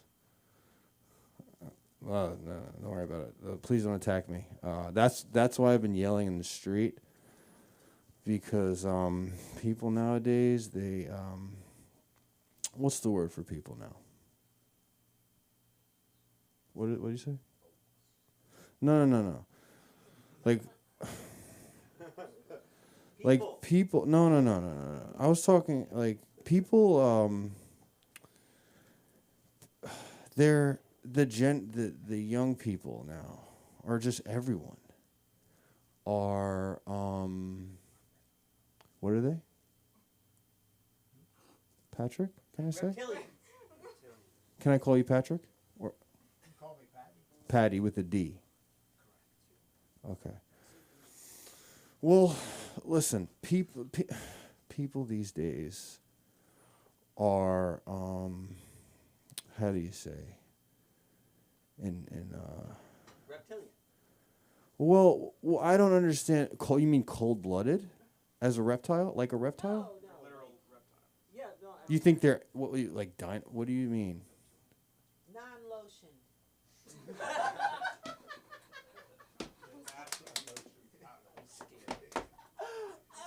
No. That's not what I'm getting at. I don't understand what she means by non-lotion, but I have no idea what she's talking about. Reptile, meaning if you don't put on lotion, your skin gets very reptilian. What? That is not what I'm saying. I know, but you asked. No. I'm going back to over here. No. My issue with people nowadays, and is that they are like, they don't know how to communicate. They don't. Nobody does. And it's not funny. He's laughing, but it's not. It's sick. And it's sad. It's scary. What's up, bro? No, I'm not talking about you, man. No, I love you. I love you. I love you. No, dude. I don't know you that well, but I love you. Like, and I have this thing, like, I love you until I don't anymore. So I love you. But that's not what I'm getting at. What I'm getting at is people, like, I don't know what you guys are whispering about over here. This is like a, but no. The thing is that people, like, I approach people and they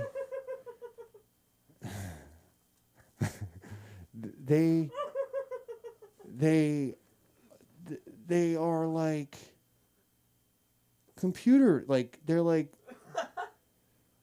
they are, I don't know if it's now or then, but it's not, it's society that is poisoning them. Okay, that's good. Okay. Oh my God. Oh shit. What's so? All right, good. Let it out. Let it out. Okay. You're doing great. No, it's okay. Don't say it to me. Don't, please. I wish she would have laughed like that during my. But it's not. The thing is, it's not. It's well, it's not fun. Well, I was getting. Well, going back to the original thing, is that like it's I mean, it's scary. It's scary. I mean, I've had recently. I mean, I've told you guys I've been yelling outside to get over it. But no, I mean, like, I just think people need to. How much time do I have left? Oh my God, this time went so fast. People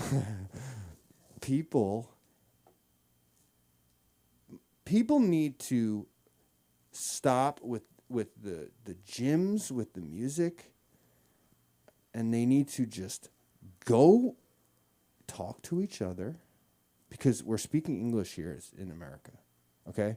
I mean, if you want to change the national language to Chinese, I'm fine. Like, I'll learn Chinese or whatever, Farsi, like whatever. Fucking, any fucking Russian, excuse me, I don't want to curse, but the point is, like, this is what I was talking about last time, and it like, people are there. Everyone, it's just my. I don't know. I need quiet,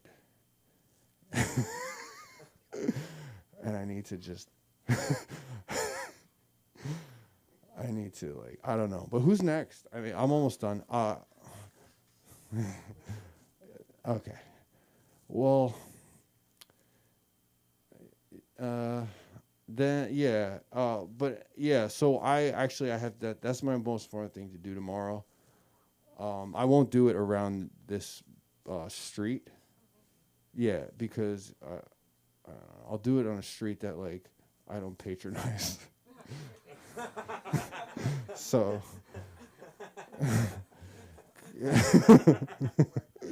because the other, actually, I at the other place, they were like, dude, you can't. No, it's part of the issue though. They were like, dude, you can't talk. The guy was like, basically like, you can't talk to people. Like, I asked the girl for her number, and then the guy was like, oh my God, like, dude, he was like, basically, you can't talk. You just can't talk to people. And I was like, well, now I'm gonna fucking scream walking down the street. Excuse my language. I'm trying. Cursing. I'm sorry if I curse, but no, I'm saying, like, no, because I was attacked by two men. I don't want to be a snitch because I'm on camera, but I was attacked by two men. You know, I won't even get into it, but long story short, I have PTSD from it, and I have to just go out and yell to get over it. Because I've been trying to get over it for a few weeks now, a month or two. But yeah, that's what I'm planning to do, is just yell. And anytime someone makes me feel uncomfortable outside, I'm just going to go. I don't want to yell into the microphone, but someone heard me outside doing it out there. Time's up. And I apologize for like, also I wanted to say, like, you know what, maybe I'll tell you guys later because I'm on camera now. But, like, it's just, my life has been I had the weirdest life when I was young. It was just I'm just waiting for someone to just take Great job, bro! So someone's gonna take the microphone. Yeah! Come here, buddy. All right, and then you do the dance. Giving the mic to the host. Great job. Bye, hi. People, man. What are the people? Did we decide on the term yet? I had something to say also, but I think you meant, like, people around my age. We're cool, but we, like, I don't understand what a relationship is. So that's what, like, all I know is porn, man. That's all I know. That's what's, it's bad when you're, like, you come up with jokes while you're masturbating. you know something's like a little bit messed up. But we know that's just what I think. I'm a young boy that likes to pretend I'm older. But you know, I'm gonna bring someone up who is not a young boy anymore. Please welcome to the stage LASC's comedy concierge, Sam Linderman. Give it up for this place. Well, I was going to say, I don't know which one of you is making me more uncomfortable. But, have you been to an open mic before? Okay, but you can leave quietly. You can leave quietly, yeah. But you ruined her part on stage. I actually paid him to do that. I know him. That's my boyfriend. And he does this to me all the time. Wasn't he white? Was he white? Yeah, he was. And you go, I hate white men. I know you're Jewish because you're talking about how much you hate yourself. With a microphone! Wow. Because you know what? Like, give it up for this place. I've seen people scream into the microphone.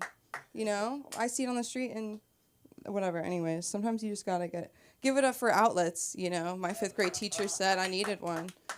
And it took me a few years when I got here. I was gonna talk about everything that happened in the room. That guy, I was gonna talk to him right away. And I can't believe. That was like white on white. Did you feel the tension like we knew each other? I was like, I speak your language, you know what I mean? Like white gay, like white a little bit gay. Like it was just like, I was like, you get the fuck out of here. Because if you know when you're in a play and like the phone drops, you're not gonna like pretend it's not off the hook. You know what I mean? I'm like, talk about shooting an elephant in the room. It was like, I'm an elephant, okay. We get it, okay. I'm sorry, that was just like gold. You know what I mean? Matt Rife couldn't do that. No, he couldn't. Something about Matt Rife is he went on a podcast. He talks about how he's like fake boobs, blondes, tiny pink pussy, in a. Guys, this is really stuff. I know you're not listening because I just said so many things that you would have turned around for. So that's how I know. Fake boob. What did I say? Nobody can. Fake boob, tiny pink pussy, and a click Christmas tree. And I was just like, is he proving that he's had sex? Do you know what I mean? Like, why is he paint? Like, you could be like, oh, like the more detail you go into, the less I believe you've ever seen any of those things. I like when the boobs, when they stand up, when they look at you in the face, you know what I mean? Like the 4th time I had sex on July 4th at 7 p.m. And the pussy was pink. I don't understand, but was it wet? You like a happy pussy. I don't know. It just feels like a bit much. I'm always getting gently stalked by anybody I make any sort of, I don't know what you would want to call it. And I don't even want to make the joke about what I'm going to say because I feel like people, like, not people are watching like that, but like people I know. No, but one time I was trying to spend, you see how hard it is for me to even say? It's not a Gen Z thing where I'm like, oh, it's a talking stage. It's just like I was trying to spend time with somebody for more than 3 days, and it just became so incessantly difficult. What is that called? Being better? I don't know. What is that called? Is that, you're supposed to say personality disorder? No, but he was one of those guys who would always talk about how fat he was and nobody wanted him when I'm in the room. You know what I mean? And I'm like, dude, like, I don't know, like, I Ubered here. Like, I can't waste time like that. I'm fat. It's like, welcome to America. I don't understand. Why are you telling me that? I don't know. But when I stopped talking to him, he left his T-shirt, a little dress for me. No. His T-shirt, and you guys know what a carabiner is, the big clip? Because one time I said I thought it would help me with my keys. And I've told this story over and over because that's all I do as a comedian and because I'm a bad friend. He could have got me flowers. You know what I mean? Like, he made it this little puzzle. He could have used his words. That's what I think. I think sometimes men think like big gesture can be like any gesture, you know, and it's just a little bit different. Like, it's like good try, but like think about it. You know, like just showing an emotion is like the caveat of like, you know, the female experience. Because oftentimes it's just like, it's always in the middle of your sentence. That's it. That's all I'm saying. Where it's like, yeah, I don't know, like, sometimes you just remind me of my mom. We were just ordering food. You know what I mean?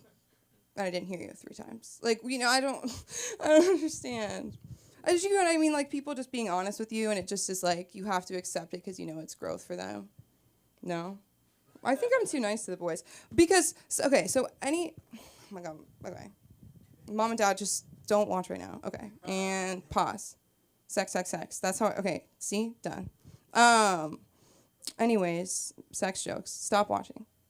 And pause. Anytime I ever have to see somebody, it's private parts. I'm still protecting myself. I mentally prepare. Because, again, you know, LA, I'm trying to be an actor, whatever. No matter what I see, I'm going to be like, you know, just like, nice. You know? Like, you just don't know. You just don't know. Do you get what I mean? You know what I'm trying? You don't do that? Because I don't want to act surprised. Like, I don't want to, none of it's a surprise for me anymore. Continue. Oh, my God. Your outfit. Give it up for V really quick. You look amazing. I haven't seen you in forever. I want to hear about these surprises. Maybe I shouldn't even. Well, okay, something that never surprises me is how much boys talk about YouTube. I wish I understood. I wish I understood how to watch a review of a video game that's based on a movie. I don't know which one to watch, and Subway Surfers is in the clip, you know? Do you guys? No, because I'm trying so hard. Like, I love, you know?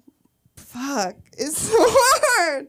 And I do sound like a girl when I say that, you know? When I'm like, is it Marvel? It's like, it's DC. And I'm like, I get it. That's where you're from. It's so stupid. I like when people say signs of autism because it's like a gentle way to like to talk about how you're feeling. Whereas like, I'm just having signs of this, you know? I'm just having signs of, you know, financial trouble, but I think it's gonna go away. Wow, boys on YouTube, right? It's like little boys when they watch garbage trucks, you know, over and over and over. And I'm like, I want to be happy like that. That's all I want. That's all I want is a video game that I like. I don't really like care about zodiac signs so much. I just say it to test character. You know, is this little thing gonna make you that mad? If I ask you what's your sign, and I go, oh, but it bothers everybody, and I never have anything to say.